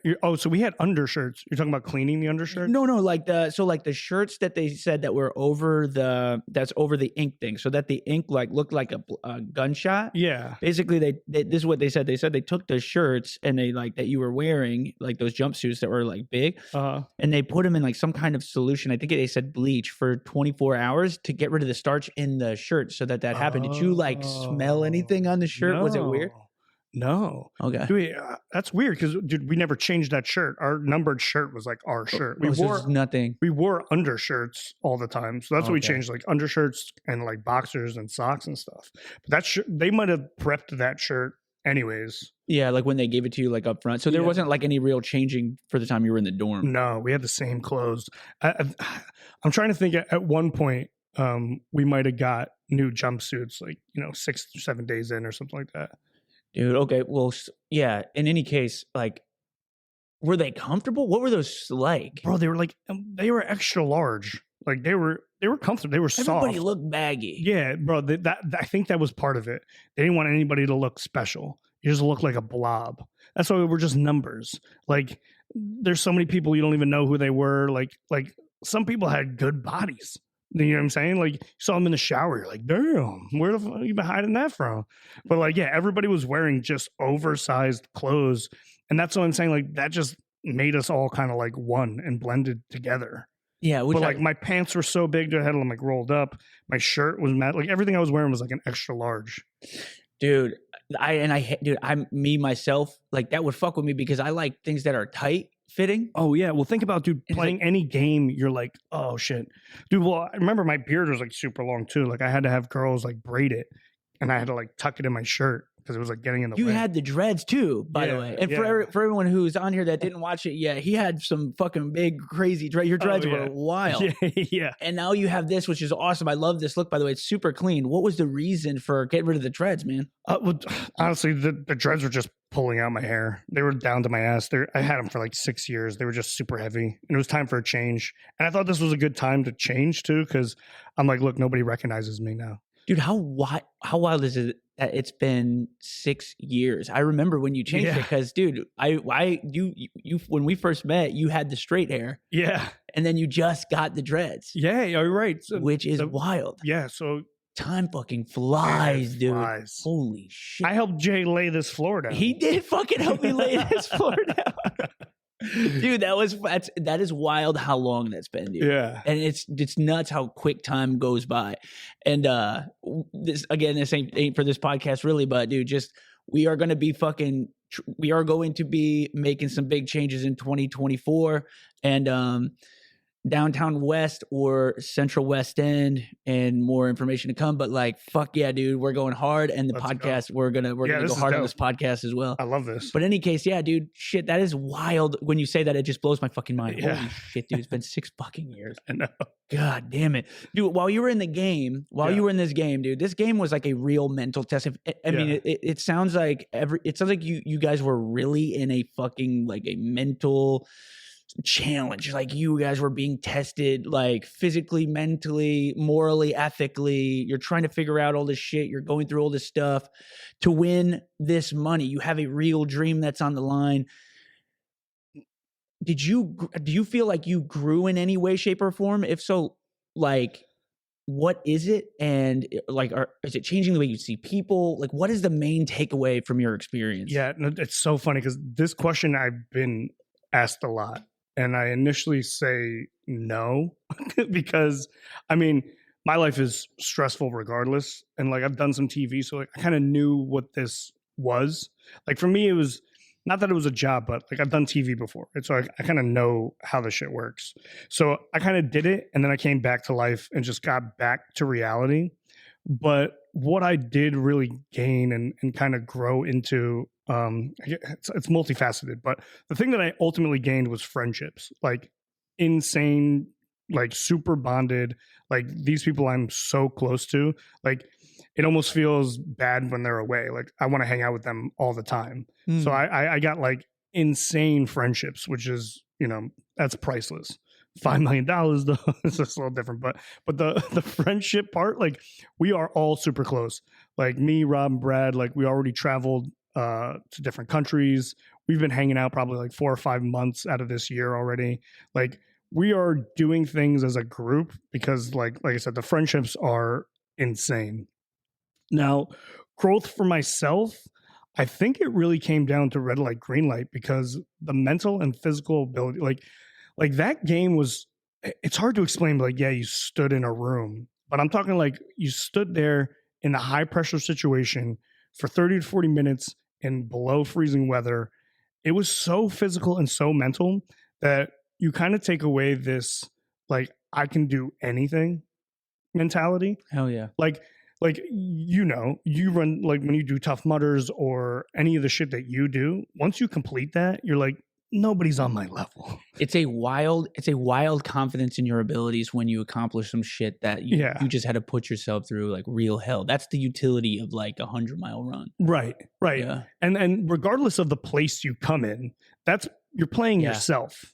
100%. Right. So 100%. when you beat yourself, you realize that, oh shit, I'm better than me, that I thought me was better than me. So like you just keep getting better, and you have this like confidence in, you're right, in that capability. So I think that I think for a lot of people, that game changed a lot of people's perspective on what they physically can do and mentally what they can handle. Because like if you got past that, dude, like the guy road raging you on the road is not really going to affect you. Like he's having a bad day. It's okay. You know what I mean? 100%. So like, I think that was probably like the biggest takeaway. It was like this physical, mental thing that happened that was so, it's just so insane. I don't think words can express how hard and like messed up that game was. And to pass that, like, yeah, it just gave you that kind of crazy life moving forward confidence. Dude, what do you think like the most interesting or crazy or weird thing is about that experience that people missed because it didn't air out of that whole experience? Well, I mean, like you said, you don't know what's going on in people's minds, and the fact that like, look, it was even thinking about it now, like people are like, would you do it again? And it's like, I don't even know if I could do it again. Like it's so difficult. Like putting it into words, just saying it's so difficult. You can't like really feel how crazy that was. But like I said, like my brain was literally changing colors. Like I was mentally tripping. You know what I mean? Like my body was going through physical changes. I had to be focused. Like I think I've lost the question that you asked me because I'm just trying to like go down this rabbit hole. No. Like, because it's like the question is like, you know, in this show, because it sounds like there's so much behind the scenes that you don't get to see. It sounds like there was dramas, there was people having arguments and fighting. There's I've heard this. I don't know any details of it. I haven't looked too deeply into it, but there's like, there's some kind of lawsuit that I heard about with the conditions. Yeah. I don't know how real that is or what, but look, that happened. Look, it's a hard game. It's $5 million. They weren't going to make it easy. They did say that there was going to be this type of event. I guess some people did possibly get hurt in red light, green light. I don't really know. I know Rolling Stones covered it like 2 days after we played the game. Like we heard about it. Like it was already like they had, you know, journalists talking about it. I don't know how far that's going to get. The paperwork we signed was pretty extensive, but if somebody did really get hurt, then, you know, maybe they're entitled. But was it that bad? Yes. But was it that bad? I don't know. No, right. You know what I mean? Yeah, I mean, they're not going to walk into. Look, I mean, you're just standing like physically and mentally very difficult. But I mean, if you fell over because you passed out, I mean, that's just a different scenario. Yeah, and in my mind, dude, $4.56 million. I'll fucking kill you over $4.56 million. Right. I will go. Tell me, dude, I will fucking army crawl through fucking nails, bro. Well, just what do you need me to do? I think a lot of us are like that, and to that point, we had to speak with a psychologist multiple times to make sure that we were sane enough. Before it started. Yeah, because dude, like as crazy as you're saying you would go, we all would. I mean, it's $5 million. Oh yeah. So they didn't need to make sure you're not going to hurt anybody or yourself. You know what I mean? Look, dude, for how hard I went this year, for what's going to be on my fucking gross revenue, like that I'm going to fucking report to the government. Yeah. There's a lot of shit I'll fucking do, dude, for far less. Yeah, and that's why, you know. Yeah, dude, it was an extreme opportunity. Like, sure, if you lost, you lost out, but you at least had that 1 in 456 chance, which is way better than the lottery or any opportunity a lot of people even get. So that's wild. Did some people like? You know, how did some people, dude? What are some weird ways you saw people deal with getting closer / like losing the ability? Like, is there anything that you can think of that like somebody was totally crushed? Well, yeah, I mean, obviously people were crying, like they were losing their minds. Like once you lost, you know, there was probably a wave of emotions. I don't know if I saw anything crazy, just, you know, just extreme sadness and understandably, you know? Yeah, no doubt, man. Yeah. Like I said, there's not very much. I mean, I guess if you had the ability to, I guess like you can't get around, people are going to fucking try to like sue you for some shit, dude. Just if you it's don't. Inevitable, I think. In anything. Yeah. So hopefully their contracts are good enough. But look, if somebody did physically like get hurt and they are liable, then, you know, I don't know. I don't know how that shit works, but like I said, it's beyond me. So you think like your friends that you built were it was like sort of like a trauma bonding thing? Like you were just all 1000%. done this thing? Yeah, dude, you can't take that away from us. Yeah. We all had this same experience, and like it's crazy because like we were only together for like 10 days, and you know these people you feel like for years because you know everybody's inherent story. Like for 10 days, what are you going to talk about? Well, you got to start at the beginning of your life, what you're doing, how you got here, where you're at now. Like we know everything. We know deep secrets. We know, like, dude, it's the same way you build relationships, like who you've had since you were in elementary school. Like, yeah, that's how you make friends. But this was in a condensed period of time. So you made friends really fast, you know what I mean? But it's stuck and it's sticking. And a lot of us are like, we're just really cool. Dude, did it ever go through your mind that maybe this would be like the real Squid Games? And that like you'd show up thinking you were doing a fucking game show and then people would really start dying? Yeah. Well, that's funny. That's funny. I think some of us actually did because we're like, man, what if we got duped into some real scenario? The real Squid Games? Yeah. Like it's just a billionaire on an island and he just like, convinced us all to come here and we're all getting like offed. Like the real ass thing. Bro, because like think about it, like literally, okay, sure, you're talking to casting, but dude, I would do my own research. I'm like, who is this studio? Who's this producer? Like, are these real people? Because like, yeah, I mean, in the world we live in, is it possible? Yeah, it's possible. It's totally possible. Yeah, so dude. like, I think some people were definitely worried. But like once you got there and like you saw production team and how professional everything was, you're like, okay. But you didn't put it past them to like be trickery. Yeah, because that's because I mean I just can't like I can't get over how well they sort of like created this way to get it close to the real experience of what the actual Squid Games drama on Netflix would kind of was. Yeah. And dude, by the way, I'm not big on like watching shows. I watched that whole fucking show, and I believe it was Korean, right? Yeah. And so I watched it in Korean. Yeah, I watched it all in Korean. I didn't know there was an English dub version. I just thought, and everyone was talking about it, so I was like, all right, I guess like I'm powering through subtitles and Korean, and I watched all the way to the last episode, and then I was like, man, I was talking to somebody, I was like, man, it's a really good show, and I really loved it, and I watched the whole thing in Korean, which, by the way, ends up being better than the English dub. Yeah. The last episode, I watched it in English dub. I was having a conversation with somebody. I was like, man, I just wish they had like an English dub version. They're like, what are you talking about? It's the only version they have. And I was like, no, dude, I'm listening to it in Korean like, right now. And they're like, oh, just switch the fucking thing. And I was like, I didn't know you could switch the thing. Well, dude, you know what? That kind of was the time when you didn't know you was going to switch the thing. Yeah, dude, straight up. Like what? It was like 3 or 4 years ago, right? Yeah, that was a while.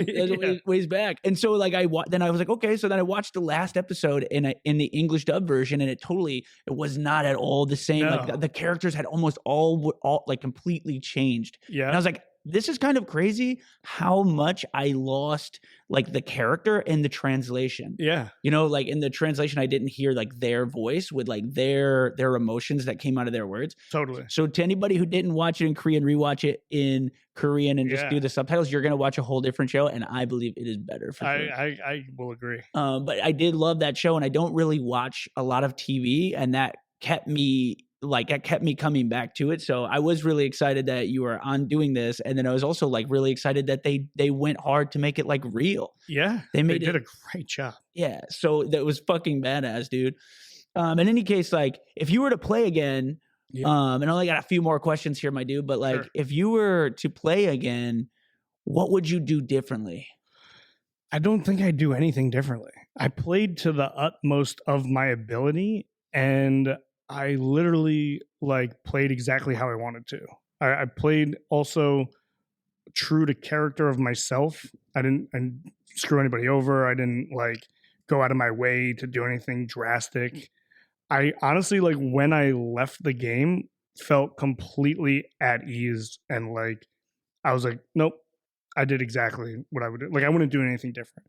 The only small thing that I would do different is in the marbles was maybe stay more focused. I just remember losing that focus and feeling like I didn't use my meditation stuff to my full ability. So that's the only thing that I feel like I lost my way a little bit. And if I had to say, okay, oh, forget. There is one thing I absolutely would not do. So in Marbles, they gave us all these treats. Now, we haven't eaten in days, and the shit we're eating, again, no sugar, no butter, no fat, no salt, no nothing. It's boiled chicken and it's frozen peas, or it's porridge. It's trash. They give us candies, cookies, chips, fruit. I fucking housed that shit. My stomach was bugging. Oh man. So I wouldn't take the treats. That's the one thing I wouldn't do. It messed me up bad, bro.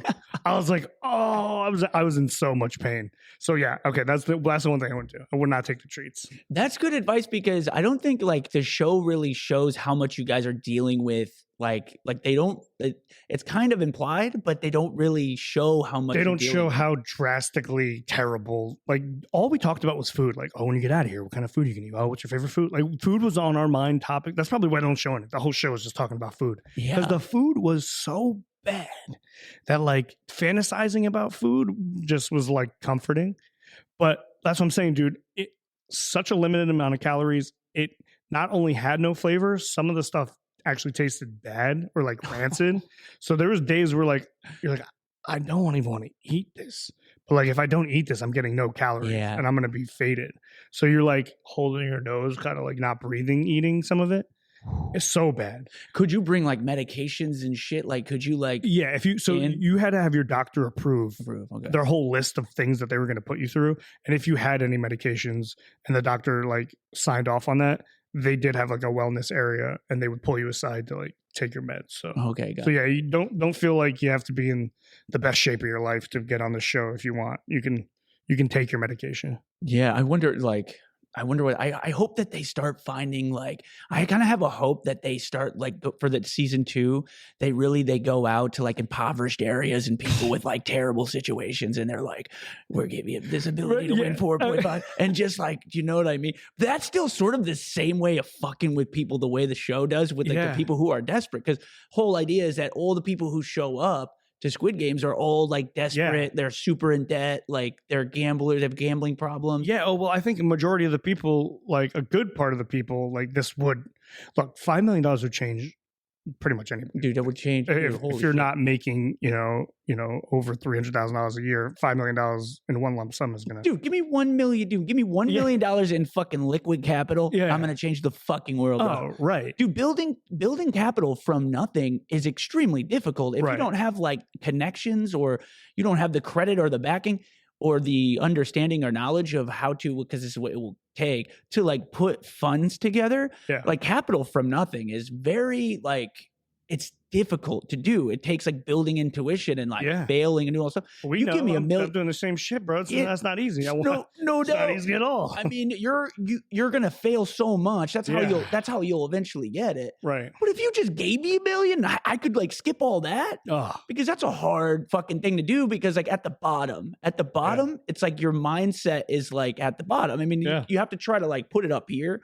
But dude, if you're fucking down here and like the most you've seen at one time in cash is $10,000, let's say, or maybe not even that. Maybe you haven't even seen $1,000 in cash. It's very difficult to even think about what $1 million looks like. Yeah. So like, you give me $1 million fucking liquid capital, brother. We'll change the dang world on this motherfucker. Yeah, no, that's what I'm saying. And bro, to your point, $1 million for us after everything we've been through, we would know how to use it. Right. So, which is why I think, by the way, guys, like that you should fail at the working it up, because once you get the $1 million, the 2 million, 3 million, 4 million, you'll know how to use it. You'll know how to grow it. It's just a tool also, you know what I mean? Because I'm thinking about why we need tools. We need better tools. We need more money to build the things we want to do. But like, look, if you're just handed to it on like a silver platter, that's why they say the people who win the lottery, they just lose it. Like, that's why like, me saying an island thing to initially people are like, you're just going to burn it. I'm like, no. I mean, I know what I'm talking about, but that's kind of like a fun thing. You know? Right. But yeah, no, dude, gave us $1 million right now. We're going to do something with it. Well, no, dude, the thing about it is that, like you said, like Look, if you had if you gave me $5 million, I don't need $5 Bro, million. give me $100,000 That's right what I'm now. I can saying. turn that into $1 million with my business currently. So I'm looking for investors. If anybody's Hey, there we go, dude. If you shout out to the plug. yeah, if you motherfuckers want to know, down in the description is the contact details. I just need $100,000 right now, and I can make a change. So yeah, Look, $5 seriously, million was a good amount. yeah, no doubt. And look, here's the thing, dude. If you fucking like, that's the thing about having the dream of, and going to do this thing. If you really did just get $5 million, that would be a life change. But part of me just wants to see them go out, like I said, and like just take like Ethiopians that just like live in like huts and give them the opportunity to win. Well, and that would Squid be a Game. totally different show. Yeah, That would be a totally different show. That comes down to their liability, but that would be awesome. Do you think you could do that? Do you think they could run that in the way that they could take like actual? Because like you were talking about characters. I don't think. No, look. You don't think you could do it? Could I do it? No. Do you think they could do it? No, do you think they could find a way? I said they won't do it. They Dude, won't. they didn't even play Glass Bridge for real. That's all CGI. They didn't even let people fall through the floor. Wait. Oh, blow your mind. Yeah, they're not going to go pull people. They didn't even play that for real. What are you fucking talking about? You see them fall through? That's not them. I was like, how are they doing this? CGI. It's so good. I'm talking $50 million budget. Yeah, that is actually fucking mind blowing. Yeah. Okay. So I was like, where are they falling You to? step on a tile and then you'd wait and they'd be like eliminated or not. And then you'd walk off and then they put a stunt double. And then they would drop the stunt double. Oh, and then what happened to the stunt double? I don't know. I mean, I wonder if they had a rope or some shit. Just hang them from the Just somebody's got to die. Yeah, it was the Ethiopians. They just throw a suit on them and just fucking drop them down the fucking chute. Yeah, but yeah, no, none of that was really like real. Dude, that's fucked. That's fucked. By the way, I was just joking. Relax. No, but in any case, I was talking about that. I was like, man, that's like kind of not so far outside of like what that they were doing in the actual show. Like, if you put like actual desperate people on display fighting for $4 million, that's kind of fucked up. I think that's what that's what the goal is. A lot of us are. I mean, look, we don't live in a third world country, but we are desperate to get ahead. So you do put enough people in a room who are desperate enough and like you'll get some stuff. But that's why I'm saying I'm so surprised. Like everybody was so nice. I'm telling you, dude, we're all friends. Like point some person on the show and I'll tell you exactly who they are, what they do. Like I just hung out with like 30 or 40 of them 2 days ago. You just got like all their contact information and like, motherfuckers, we're gonna stay together. We already like did a trip. Like we've already done like 3 or 4 trips in like big groups. We're all hanging out. Like it's real. Like we really are cool. Like we're cool. There's one guy I see you're doing like fucking races with fucking Lambos. Is it Lambos? What is it? Lambos, McLarens, Ferraris, Aston Martins. Yeah, I am so curious as to what the fuck is going on. Okay, so that's coming. Okay, so I was just in Atlanta, right? So shout out to Brad 337. So Brad was the outlier of this game. Brad did not need $5 million. Come to find out, we find out that he's an entrepreneur. His story is unbelievable. I won't get into that, but Brad has been doing pretty good for himself. He went into the game just as like a complete outlier because $5 million was not going to change his life. So you're talking about him. What we just did was we played red light, green light with over 50 different exotic cars in the rain.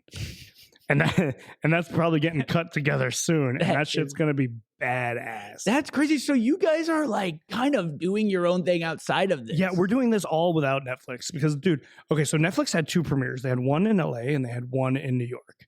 They didn't invite any of us. They only invited like the 6 people you see. Yeah. Right? And like if we wanted to go, we had to like buy tickets. So we're like, you know what? We're going to Brad specifically is like, look, man, we're going to do stuff for us. And he facilitated like the craziest week for us. We all went and played VR, the Squid Game's VR sandbox. They probably have it here in St. Louis.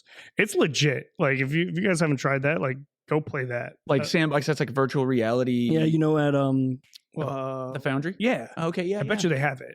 It's pretty dope. That would be badass, dude. Is it like when you put it on, are you moving around? It's a headset? Yeah. Dude, I get super fucking, here's what sucks. I will run 100 miles. I'll do an Ironman. You get nauseous? But I get so nauseous. I don't know. This one, not so bad though. Maybe try it. Give I it a don't know. shot. Give it a shot. Oh no, I'm always down If to you give it a fall, shot. dude, the Oh, I'll glass do it. bridge though, you might puke your shoes. Well, I'll do it. I keep doing it because I hate myself that I can't do it because I love that shit. Like I'm at like the museum in Chicago, the Field Museum, and they had this dope like underwater like thing that you would do and see a giant shark and shit. You saw it on a thing and it did all sorts of stuff. And you wore a hat and it was so fucking Yeah. cool. But it immediately made me feel like terrible. It messes for the with rest your of the day. equilibrium. But this one is pretty balanced. I don't know. I kind of sometimes like with my regular VR feel the same way. This is like super legit though. I always wonder about this. Not to like keep on this, but I just have an interesting thought about this, and then we'll get back to this. But dude, why is it that? Because I'm so frustrated with this. Yeah. Why is it that my bitch ass will get sick in minutes of having this on, right? Yeah. But then somebody else won't. Well, Like what is the mechanism? Maybe you're just like you're not good with fake reality. Dude. Fuck that. I reject that fucking notion. Bro, it's fake. It's not real. I hate that. But it's just your equilibrium. So like, you're moving in a space where it's not real. So it's going to make you feel fucked up. Yeah, I wonder about that. But in any case, like, because it annoys me. That's really cool shit. I love AI. I love where AI is going. Well, try the sandbox, man. Like I said, if you want to play the game, we played some like similar games. So like at least it give you like kind of like an experience. And when we entered the dorms, like you like digitally enter the dorm, it looked like we were there. All of us were like, oh shit, they did a good job. Oh, good shit. Yeah. So yeah. Well, dude, if they have it at the Foundry, I will fucking They have to. I'm sure. Yeah, because it is that like the sand? Is that a sandbox? Is that like I think is that a company? Yeah. That's like just like a VR company that sort of is like the sandbox. No. I think it's Sandbox VR is the name of the company. Okay, and I think there is one at the Foundry. They've got one. Okay, and they're doing the Squid Games thing right now. Well, in any case, I will check that out, and if they do have that, then I will also add this to the description down under for you folks that are watching. Dude, all of us went and played. Like we played as ourselves in the like it was fucking sweet. So what's your plan with this? Do you guys have like do you guys got stuff planned? I don't know how much you're talking about it, but are you gonna literally do something legit? Right. Like, well, things that we've done that are gonna come out soon. I think like the sports car red light green light. That is a first in world history. No one's ever played 50 different exotic bro, there must have been like $5 million in cars playing red light green light in the rain. Wild. So I don't know, that's probably gonna get some views and some traction. But how the fuck does he have the ability to bring 50 like exotic cars? Okay, so Brad's the man. No, so what I didn't know in the game, right? Because we became really close. Like we were just talking one night, and like I had no idea what his stature was outside the game. But like I said, he's an amazing entrepreneur. He's got things going on, but he's just really well connected. They have their own sports car club. So like he was able to, rent a track. They have like 200 people in the club. So he got at least 50 people to come out. Every Squid Gamer who was there got to ride in a car. I actually got to drive. Brad let me drive his McLaren. It's 570. I saw you roll up in that. I'm like, this fucking piece of shit.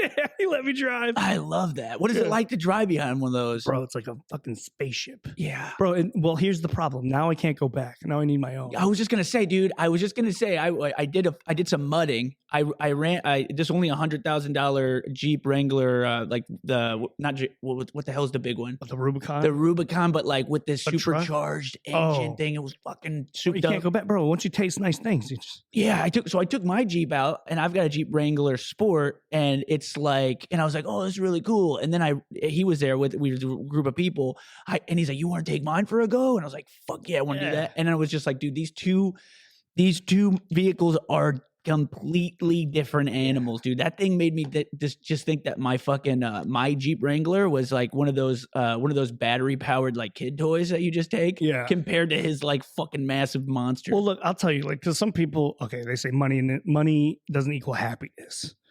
That's fucking bullshit. That's fucking bullshit, guys. And look, if you're unhappy and you have money, sure, maybe, but driving things like that, especially on a day-to-day, dude, like, remember what we talked about, like confidence and exuding happiness? Like that shit just makes you cannot be unhappy when you go from 0 to 60 in like 2.8 seconds. You're just like, wee, like the pig from the what's that insurance company? He was like, wee! That's me, bro, all fucking day. Like, yes! Dude, like were you afraid you're gonna fucking ruin the dude's car? Oh Yeah, my that's God. gotta be I nuts. screamed. I'm like, yeah, dude, it's a $300,000 car. That's crazy. And I'm like, bro, you want me to like gun it and then hit the brakes in your $300,000? Kudos to Brad. He's the man. Dude. This guy is the man. Brad is like, oh, he is Batman, bro. Yeah, anybody who lets you anybody who lets you drive their fucking $300,000 McLaren without a care in the world. That's with a smile. Yeah. Oh, dude, like happy to see me do it. Not even like he was like, okay, like make sure you no. He's like, here's the keys. Dude, this dude is fucking Batman. I'm like, dude. bro, how do you put it in drive? That's wild. That's wild that he was there at the challenge. Like, how the fuck? Why did he sign up? What was his motivations? I look, because he wasn't motivated by money. I think he wanted to challenge himself. Yeah. And I don't know if he wanted to make friends, but he made friends because he's friends with all of us. Yeah. But like having that ability.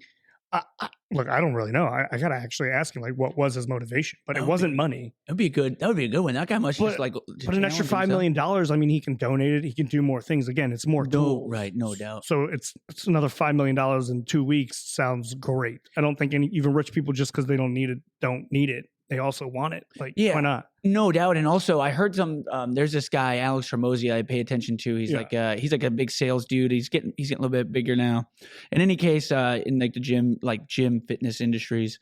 In any case, like he said this and I definitely 100% agree with this, is that like you set big giant goals so that sorry, I totally fucked this up, but you set big giant goals like trying to make $1 million, not to get the $1 million, but to become the person that's required to get the $1 million. So don't do it for the million. Do it for the person you'll become to make it happen. Right. And I think that is so important because I feel like that's probably what you're saying is that like, dude, somebody who's got all these cars, somebody's got all this money, they're going for the shot for fucking $5 million, almost $5 million.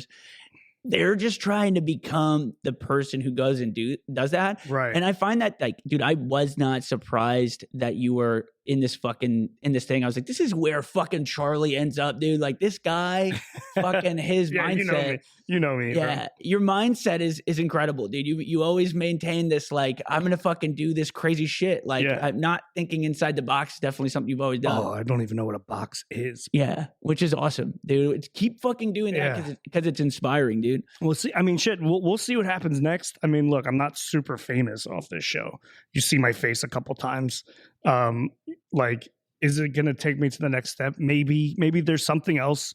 Like, here's the nice thing. Being on Netflix, regardless of how much you were on the show, you're at least vetted by a really big production company. So people know that I'm willing to do it. I can do it. Like, I'm an actor. Well, I used to be an actor. I was a comedian. So like, I know what's going on. I've been too busy with my own companies to pursue it. Hopefully this is another jumping off platform into something. I'll do any other show. I'm down. You know what I'm saying? There's nothing I really won't do. 100%. It's more just like, if you want an opportunity, you just have to go out and do. Right. And that's what we're doing. What we're doing. We're just doing it. Yeah. And that's like, I think for everybody listening in, if you fucking going to take a message out of this live, podcast, by the way? No, this isn't live. This would be dope. But like, just for you guys who come into the podcast, I used to do it live. On just with my phone, which is kind of crazy. We should have lived it. We should have lived it. Yeah. Dude, it's like, what? Yeah, it's no cool. doubt. There are so many fucking things, dude. Like, especially with this new podcast set, like, I'm hoping that this will be like the next step into getting multi-angles. And then once I start getting the viewers for it, then I probably will then like just hire a production guy. Cause I do all of this myself. For the past year. I'll tell you, I can ask Brad because Brad set up a podcast thing. And he has 3 cameras, and his deck, whatever it does, it like automatically edits it. So he doesn't even have to edit it. Basically, it just comes out. There's this really cool thing. It's called a Black Magic multi-camera switcher. It's like there's like it's like a black box. It's got like a board, and in real time it connects to your mics and it connects to your cameras. In any case, it like automatically switches when you're talking and edits in real time, and you just make the changes. That would be We're in the big. future. But that's like it's a massive investment. Yeah. So we'll do it. But once I can buy Lambos, I'll have it. Okay. Yeah. You know? That's the goal, bro. Bro, you need one. Dude, Make it feel better. Which is wild. And I definitely agree with that. Fucking Jordan Peterson talks about that shit all the time, dude. Yeah. In his book, 12 Rules to Life, dude. The principle behind this, make one room in your house beautiful. And that whole idea is that you'll create beauty around your life if you make one thing frivolous. So if you like one frivolous, I'm buying this art, I don't give a fuck. I'm buying this car, I don't give a fuck. Yeah. And then build your life around that one thing. If right now you don't have a lot, Right? Because like abundance is really like achieving abundance. Let's say, right, is a fucking mindset. You know that. Yeah, bro. And you need those things to kind of spark that abundance for you. Because you're going to be in lack, bro. What the fuck? 100%, dude. So, look, man, thanks for coming on the podcast. This was fucking amazing. This was great. This fucking blew my fucking mind. What's next for you, my man? Ah, shit. I don't know. I really don't know. I'm still, like I said, I'm working on the company stuff. So I'm just trying to build. Christmas is coming, so things are kind of like closing down. But I don't know. We'll see. Like, I kind of want to. I was telling people before. Like once I get to a certain level, I mean, I'm already at kind of like a level, but I want to help others who are kind of starting down that path. You know what I mean? So entrepreneurs who like, because dude, you got to stand on the shoulders of giants. You need mentors. You need people to tell you, you know, a route or a play. And like, dude, I've fucked up a lot. So like in my experience of like losing repeatedly, you start to win. And like some of that knowledge I think is beneficial. Whether it's, you know, being an entrepreneur or even in the physical space. I mean, you know how long I started working out with you and how long that journey was. Which, by the way, you look amazing, dude. Thanks, bro. You're fucking crushing, dude. Like, whatever the fuck you're doing it right. Yeah, bro, you know, but it takes time. It's not, because like, okay, well, let's talk about the personal training 6 years ago. real quick. Yeah. 6 years ago, man. Right. So like, it's wild. Like what you look like 6 years ago compared to now. Oh, well, yeah. You've got to be proud of yourself. I look, you know, it's funny. It's kind of like a body dysmorphia thing because like as you grow into it, you're like never satisfied. But you do look back, you're like, okay, I put in some work. I think good things have happened. But that or it's the beard. It's definitely it's definitely the beard. But look, because this is the Big Fitness podcast, and Jay is the reason I really got started. And it's been I guess it's been about 6 years. Something that I think just as like a little words of wisdom is like, no matter where you're at, if you start and you commit and you put in small efforts over a long period of time, things are going to change. It's not going to happen overnight. It's not even going to happen possibly in a year. A lot can happen in 3 months if you uptake your water or change your food and do certain things. You're going to feel better. But like the goal that you have in your mind potentially of where you want to be, it literally just takes time and consistency. And that's what I tell people because, you know, people are like, oh, what do you do? And I'm like, I've just been actually very consistent. It's the first thing I've ever done in my life because I was never consistent. We'd work out sometimes and then I'd fall off. Like, even if I still eat badly, I'm still consistent with my workouts. So like, it's just consistency over time. And you have to decide when that time starts for you because it might not be tomorrow. You might really want to decide to take this shit seriously in a month. But once you do and you lock in, and like we were talking how 6 years just flew by. If you don't start now, it's still going to be 6 years before you're going to get to like being somewhat happy with your physical capability in some aspect. You know what I mean? Yeah, they say like, dude, the best time to start was 10 years ago. The second best time to start is now. Yeah. So start now and just don't give up. But like this shit sucks. Like you've been doing this for a while. So like I know you don't get sore because I've now been doing this for a while and I don't really get that sore anymore. And I work out consistently at least 5 days a week. If you're going to just start now, it's going to hurt. Yeah. And it's going to hurt 3 days later. You know what I mean? It's not like it's going to hurt tomorrow. The DOMS is real and that shit sucks. But again, it takes time over a period of time. Eventually that doesn't really happen anymore.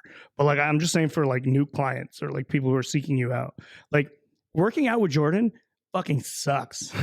like in the best way possible. 100%. You know what I mean? Like it is really actually going to mentally and physically wear you the fuck out, especially if you haven't been doing anything.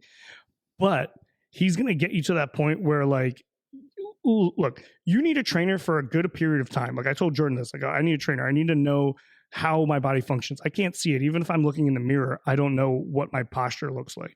But if you can work out with a trainer over at least like a year and a half, then you can start doing things on your own. Because I worked out with Jordan for what, like almost 2 years. And then I was able to like, you learn. So you need to learn to get yourself self-sustainable. But I got hurt a lot in the beginning because I wasn't working with a trainer. I didn't look, certain things you just don't know. Like you can hear it, but until you witness it, you just don't know. Yeah, it's like if I was trying to learn how to fucking do, I don't know, like work on a computer or something. Right. It's like if my computer breaks down, I'm going to go to somebody to like help me fucking fix that computer. I'm not going to try to learn how to fix the components and all the things. But maybe like, and maybe this is a little bit different, but like, you know, or like an instrument, for example. If like I want to learn how to learn an instrument correctly, I'm going to have like an instructor run me through the instrument so that I know all the stuff in and out. Right. If I want my money to be right, I'm going to go to get a CPA who's good. If I want to invest right, I'm going to go to like a fiduciary who like XYZ, guys. Right. The idea about it is if you want, right now I have a coach, I have an executive coach, somebody who helps me in business. Like I'm a fitness guy who started a business. I have a fucking executive coach that helps me with sales, marketing, that kind of stuff. And it's because like I'm not going to be good at everything. And there are people, the thing that I always think is, dude, here's the gig. Like if you know nothing about your fitness, there's one thing you know for sure. You need it. Like nobody's like arguing whether or not you should be working out on a regular basis. Right. The thing is like you're a busy dude who has a lot of shit going on in your life. Like you have kids or you have a wife or you have a job that's like a high up place or a low place, whatever it is. Like you've got all sorts of shit going on in your life. So like adding fitness and trying to figure out all the components of fitness is like me trying to add all the components to understand how to fix my computer on my own. It's just, I'm not going to do it. And if I try to do it to try to save, let's say, money, which at the end of the day, you're going to spend it anyways, it's just, in my mind, it's kind of fucked. But look, the thing about it with the consistency is this, and if there's anything anyone in this world takes from me, and this is going to be my message, like to piggyback of what you were saying is, guys, and I'm fucking saying this to you motherfuckers who are watching this. If there's one thing in the future from now and future Jordan too, if you watch this fucking podcast here with Charlie fucking Chase, fucking, if you can figure out a way to be consistent on anything in life, you have the power to achieve any fucking thing you set your mind to, because it is not about the size of the fucking goal. It's about the ability to execute on a consistent basis. The foundation of what you need to do is suck for a long time, but just keep doing it for a long fucking time. And just it will get incrementally better. It will bloom into something. I call this the pulse. It's like this. Look, right now, let's say you're fat and you want to be fit. What do fit people do? They work out every day. Okay, good to go. Right now, you try that. You try to do that, and you're so fucking sore that you can't even walk straight. Like, this is impossible for me. Okay. So you stop. Instead of trying to work out every day for fucking 2 hours a day, like, dude, fucking work out for fucking 1 minute a day every day. And there you go. I call this the pulse. You show up, you knock out 1 minute, do a body squat. You do that every single day at the same time, every single day. Every day you get a heartbeat. Every day you get a heartbeat. And the longer you keep that heartbeat, the more you pump that blood, the more you bring life into that thing. Now it's 2 squats, 3 squats, 4 squats, 10 squats, a workout, X, Y, Z. That consistency brings the pulse to the life of the thing that you're trying to be. 10 years down the road, it started with 1 squat. Now you're fit. Now you're the fit guy. Dude, I used to not be able to do 1 pull-up. Now I'm doing weighted pull-ups. Let's go. You know what I'm saying? But that's a reality. And if you don't start, bro, like I'm telling you, like I couldn't do 1 fucking pull-up. 1 pull-up. Yeah, dude. And some people out there, I bet you still can't do 1 pull-up, and that's fine. But Jay can get you into doing pull-ups. Or you can get you into doing pull-ups. You just have to fucking believe in yourself. Yeah, it's true. And go out there and do it. Like, like look. If you get a trainer, guys, you're going to be way more effective. It's something like you're 33% more likely to accomplish your goal if you get any coach, whether good or bad. And what I think it is just it's automated focusing. It's something that like you're paying for. You can't forget what you're doing, what the goal is. So you're paying for a focus on your goal. Yeah, that's and And what you're saying too is like, because like I did not know how to build a workout, and like, dude, when you're like do this, and like your brain just can go on autopilot and you get the work done. That's where it starts. Because now I can build a workout plan and I use apps and stuff like that. But you need to start, and it's good if you have somebody who can. How do you feel about your body now? Like now, like in terms of how in tune are you with your body? How long did it take you to go from like, I don't know what this is working to like, oh, I know what the biceps bro. No, okay. So mind to muscle connection, like you always hear that until it actually connects, you don't feel it. So like you could be doing compound exercises, like you could be benching, but your back hurts. You're not even feeling it in your pecs because your mind mental capacity connecting to your pec muscles just isn't there yet. And that takes a long period of time and a lot of volume and going lighter than you think. So honestly, bro, I didn't really feel that real connection until maybe like 2 years ago. It's real, man. So like it was like 3 years, and like sure your body's sore and you think you're doing things, but like you're not actually pumping up the muscle because the muscle has not made that connection yet. Dude, that's such a great point, dude.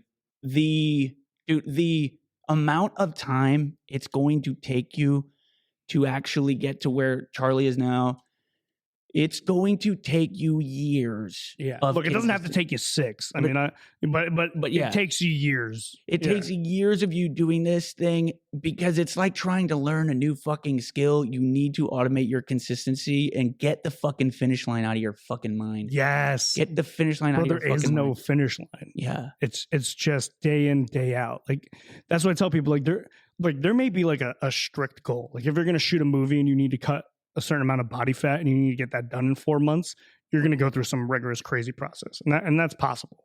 But this longevity thing of like working out all the time and just being healthy, and not even healthy, but even if you just want to, for the vanity of looking fucking swole and yoked, it takes a long period of time.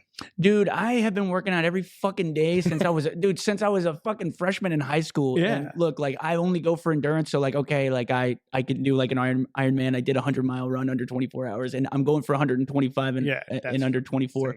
130. I want to break a record of this. This is a guy that had my podcast, and I told him I'm going to break his record. In any case, I have to break his record at this race in April. But in any case, like I've been doing this shit since I was a fucking freshman, and look, like I'm still a skinny motherfucker because I do like a certain thing. So like what I'm saying is like you sometimes you just have to know like the thing that you're trying to do. Just make sure that you're doing a consistent thing towards this goal that you really want. Right. And if it's like getting bigger muscles, then fucking go ahead and go get bigger muscles. But like the thing you get out of this at the end of the day is so much more than what your body looks like. You turn into like you know what I'm saying? Like what, like, no, you're right. In your mind, in your mind, like what is it that you really get from fitness? I know this wasn't really supposed to be a fitness podcast, but you got me fucking going, dude. I'm good with it. So, okay. I think it's the same thing from red light, green light, dude. It's that inherent confidence that you can walk into any room and you can fuck up any situation, whatever that situation may be. Not in a negative or a violent way, but I mean like anything that's thrown at you, mental, physical, stress, like all that shit doesn't matter because like you literally actually feel like you're in your body. I don't know if this makes sense, but when you're not like in your body and you're not grounded, like you're just not really focused. When you can feel how your body works, like dude, if I'm like hungry and I put something in, like I can feel it become fuel like immediately now. Like I'm like, oh shit, like I know when I just need some sugar. And some people are like, I shouldn't eat sugar. I'm like, no. I need some sugar right now. And then I'm like, okay, I feel a lot better. Which is wild. That's a wild feeling too. Yeah, well, dude, because you're literally now a car that's operating at a high capacity. So you start to know the things that you actually need. Yeah, dude. In the fucking 100-mile run, it was 24 hours in fucking April this year. And dude, I fucking in training for that, I fucking got it down to like the amount of carbs I need, the amount of protein, the amount of fat, the amount of fucking electrolyte, the amount of water, like when I'm bringing it in, what my pace is, where my heart rate's at. All of this shit had to be down so that I could keep my body moving hour after hour to do that. And so like, it really takes like really understanding, but dude, you can feel you can feel that half hour mark coming up for electrolyte. Like, you know the difference. You know the difference intimately with how much training. You know the difference intimately from like, this is a carb thing to this is a hydration thing to this is a you can feel at that kind of volume. Now, guys, you like, for all you like general population people who are like, I'm not going to do 100 miles in 124 hours. I'm not even going to do that. I'm not doing that shit. But I know what you're saying. The principle. I mean, look, Jordan's an F1 fucking race car. I'm like maybe like a Porsche, dude. But you're fucking killing it, man. And dude, I'm fucking proud of you, man. Thanks, you fucking look good. And dude, when you come into the room, and I don't know how many people tell you this, when you come into the room, dude, with this fucking muscle you got on now, dude, it changes the room, demands attention, dude. Absolutely. That's the utility of a fit body in general. And I believe this, dude, today, in today's day and age, I believe that like a fit body, big, whatever, just a fit body is it's like the total like the total like modern flex, like the modern flex. Oh yeah, because dude, look, I call it like, there's like three things that you need. I call it the triangle of life, and one of them is health, wealth, and relationships. But if we're gonna focus on the health part and the body, like, nobody can take that shit away from you. Again, this is you fighting you. This is your battle to win every day. And when you walk into a room, people understand that, like, holy shit, that guy's he's super committed to something, at least his body. He's motivated. Like, it says a lot of things without saying anything. So that, you're right, it does command some type of, I guess we could maybe call it respect or whatever that is. But especially if you feel good, like when you look good, you feel good, you walk into a room, you're going to exude that kind of good energy anyways. You're not going to, I mean, you could be a dickhead, but you get what I'm saying. Right. It kind of just puts you in a better positive mindset. Well, it's so difficult that I just feel like it's so difficult nowadays. Like, it's like, even if you've been drinking, or sorry, not drinking, sorry. If you've been making, if you've been making a lot of money, like if you've been making a lot of money, that doesn't mean you're going to be like a fit person. Now, I will tell you this, like, if you make a lot of money, there's a good chance that you are a fit person, because one, you can afford like better food, right? But like also like the type of person who has the capability of making a lot of money is just a super disciplined motherfucker who understands that like you have to like live in a certain state of pain to acquire what you want in this life, right? So like, no matter what, even if like, because it's a lot of people thinking like you don't need to work hard. Here's the gig: try not to work hard and see how hard that is to do. Right. You're going to work hard. Yeah. You're going to work hard for freedom. You're going to be free within freedom. You're going to deal with, like, your peace will be something that you get within suffering. So like, get over the whole, like, I'm not going to work hard. Like the hustle, you always hear like people making shit out of people who like are, let's say, hustle, hustle whores or grind gurus.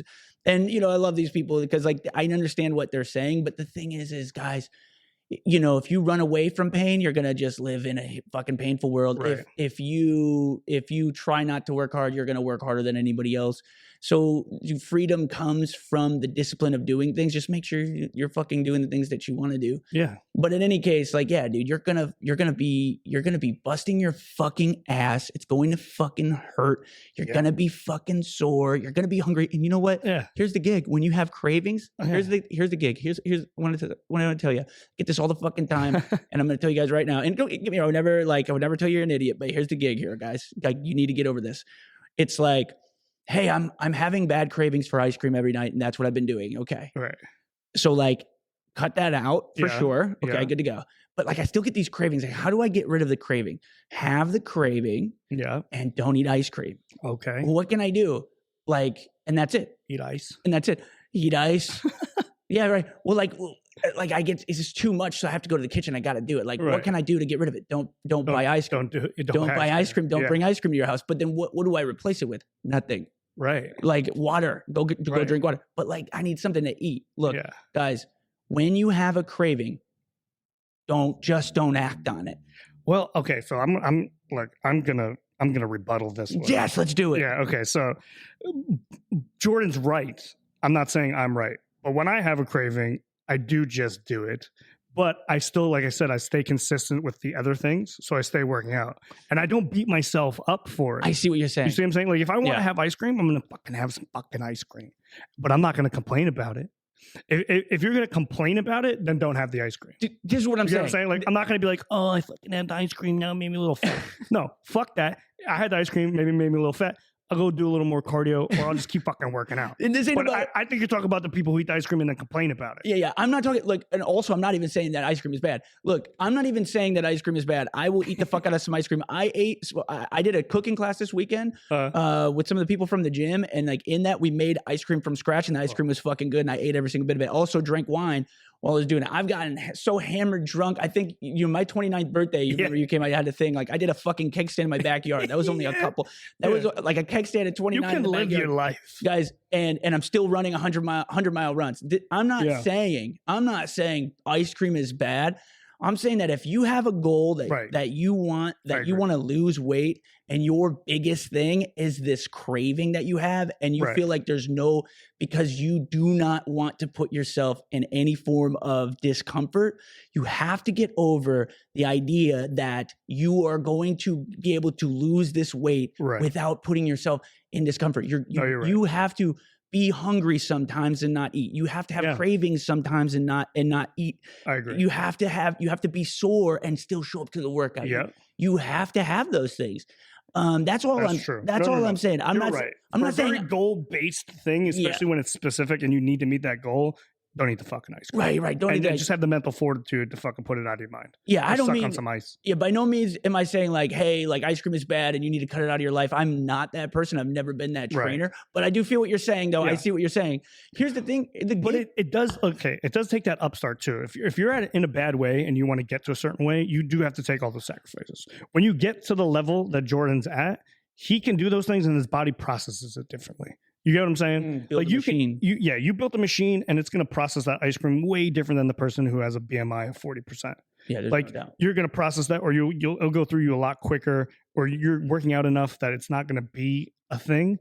So like if you're at a certain spot, you do have to make those sacrifices until you become the machine where that won't affect your body in the same way. That is a really good point, because I feel like people really focus on adiposity, and they don't really think about like losing weight in terms of building muscle. Right. Guys got to think more lean. Like you're talking about before you even think about losing weight, think about building the machine that burns the fuel, you know? Fuck losing weight, dude. I hope you gain weight when you start working out. Dude, look, when I say this, people look at me like a lunatic. Yeah. But I say, when you first start losing weight, put on like 15 pounds. Yeah, dude. Bro. Which is crazy. This is a thing, I think you're probably aware of it, but like they're saying that we don't have an obesity problem. We do, but we have a lack of muscle problem. Because people want to go out there and they want to do tons of cardio and they want to burn their fat, but you're burning your fucking muscle and you're not even building your muscle. If you build more muscle, you're going to burn more fat just while you sleep and while you're naturally alive. It's going to require you tons more calories. So you don't have to go, look, and this is the thing too, like people don't understand when you say lift heavy. Lifting heavy is based on you. It's not like, oh, I can pick up 500 pounds because that's fucking heavy. It's like, no, dude, we're going to be in a rep range from 8 to 10. If you're not failing by 10, then it wasn't heavy enough for you. So don't be afraid of the word heavy. We're going to do it in a rep range that is heavy for you. And build some fucking muscle, and dude, the fat will start to come off and you'll start looking better. And I think that's the thing for girls too. They're afraid to build muscle. They don't want to look like us. But your body's not going to put it on in the same way. And it's going to burn the fat that you want. So start lifting heavy. Lifting heavy. And like I think that you hit it on the fucking head there, dude. And it definitely is a muscular problem. It's building lean mass. Yeah. And also for those that are like, well, I don't want to do cardio, I only want to lift. And like you're getting stronger, but you still have higher fat percentage. It's the other way around. It's like, look, guys, here's the thing. It's not, hey, is cardio better than lifting, or is lifting better than cardio? That's fucking crazy. Right. Like them together work so well. Right. Dude, so I started in December to start training for my Ironman that I did in September this year, 2023. And basically, dude, I decreased my body fat percentage down to 11.5% from roughly 16. So 5% body fat went down. Shit. My weight went up to 195 pounds in lean mass. I was running, biking. Like, so you can kind of think about it like this. I was doing anywhere from like 15 to 20 hours of working out per week. it was like 3 to 4 hours per day of like running no less than 10 miles on a fucking run, or biking no less than like 50 fucking miles on a bike ride. And it's 2 to 3 of these. So you're looking at like 4+ hours. That's not including like the cool down. That's not including the warm up. I was putting muscle on, running more than you've ran in your fucking life. Yeah. In one fucking damn month. And the idea that you can't run and build muscle is a complete bullshit lie. Now, here's the thing. Well, Are you going to look? It spikes your HGH when you actually sprint, right? Doesn't it put your body in a state where it's like, we got to fucking grow more? 100%. Now, here's what I'm saying. I'm an ectomorph body type. So like I have long, lengthy arms. Yeah. I am, since the Ironman was about 3 months, I am training again for running. So I'm back to running, just running, not running, biking, swimming, and lifting. So like I've cut my lifts back. I was lifting twice a week at an hour and a half with all of that running and biking. That's how I put that muscle on. I was probably like the leanest, biggest I've been in a long time. Now going back to the running, I've kind of like slimmed back down, but that's because like you don't need to hold so much glycogen in the muscle when you're doing as much running, and you're trying to force like for everybody who's falling asleep, the idea though is this: it's a fucking lie. That you need one or the other. But here's what I'll tell you is like, you need to be doing at least 3 lifting days a week where you're lifting heavy to your point. You're lifting heavy, and then throw some cardio days in there where you're jogging, biking, whatever, for like the same amount of time, and just do both of them. Yeah. You know, and just do every other day. Yeah. And I feel like that's very sustainable. And don't like, well, how many months do I need to do that until get that shit out of your fucking mind? You just do it. And then one day you look up and you're like, oh, I've been doing it and this is what it did. Yeah. Yeah, dude, don't put it. Dude, I hate the 3-month thing. I fell into that trap. Like when I was younger, just even fucking 6 years ago, I thought like, oh, you can get abs in 3 months. Get the fuck out of here. Yeah, dude, like fundamentally, if you come to me and you ask me how long is this going to take, you're not there yet. No. You're not there yet. Because you're going to have to be like a year or more. Yeah. And that's like, what the fuck? No, people are like, are you trying to scam me? And I'm like, no, like, I'm trying to give you the truth. And this is the thing about it too, guys. And I know we've gone off, brother. We've gone off the rails, but fuck it. But oh shit, it's 2 o'clock. Yeah. We gotta finish this up. But hey, dude, thank you so much for coming. Yeah. I want to say this to finish it, and then anything you have left to say. But like, look, guys, here's what's interesting. This podcast has nothing to do with this, but I find it to be very useful. The truth nowadays is very hard to find, and it's even harder to follow. Yeah. So once you find it, it's going to be very difficult that you have found the truth. 2, if you actually follow the truth and propagate it, even harder. People will lose their careers to follow and propagate the truth nowadays. So ask yourself, when truth comes easy, like lose 50 pounds in 30 days or 1 week or the fuck. Ask yourself, where am I getting my truth, and why is it so easy to follow? Yeah. Fuck yeah. What do you got? You got anything for him to finish it out? Shit, I wish I had something prophetic and fucking massive, but yeah, I think we said a lot of crazy shit. So we did. I will say goodbye because it's been over 2 hours since I've been here. But shout out to Big Fitness, because like I said, this is where my journey began. And obviously it's not where it ends, because I'm sitting back in here. So yeah, if you are looking for a fitness journey, like, this is a great place to start. We are not lying to you. It will take you longer than you fucking think, but that is the beauty of the journey. And I think this will be the prophetic thing that I say, because it's not about the end goal. It is about the journey, and it's about the weaving and bobbing through life that makes you the person that you do become, to be that person that is standing at whatever that goal line is. So just fucking keep going, man.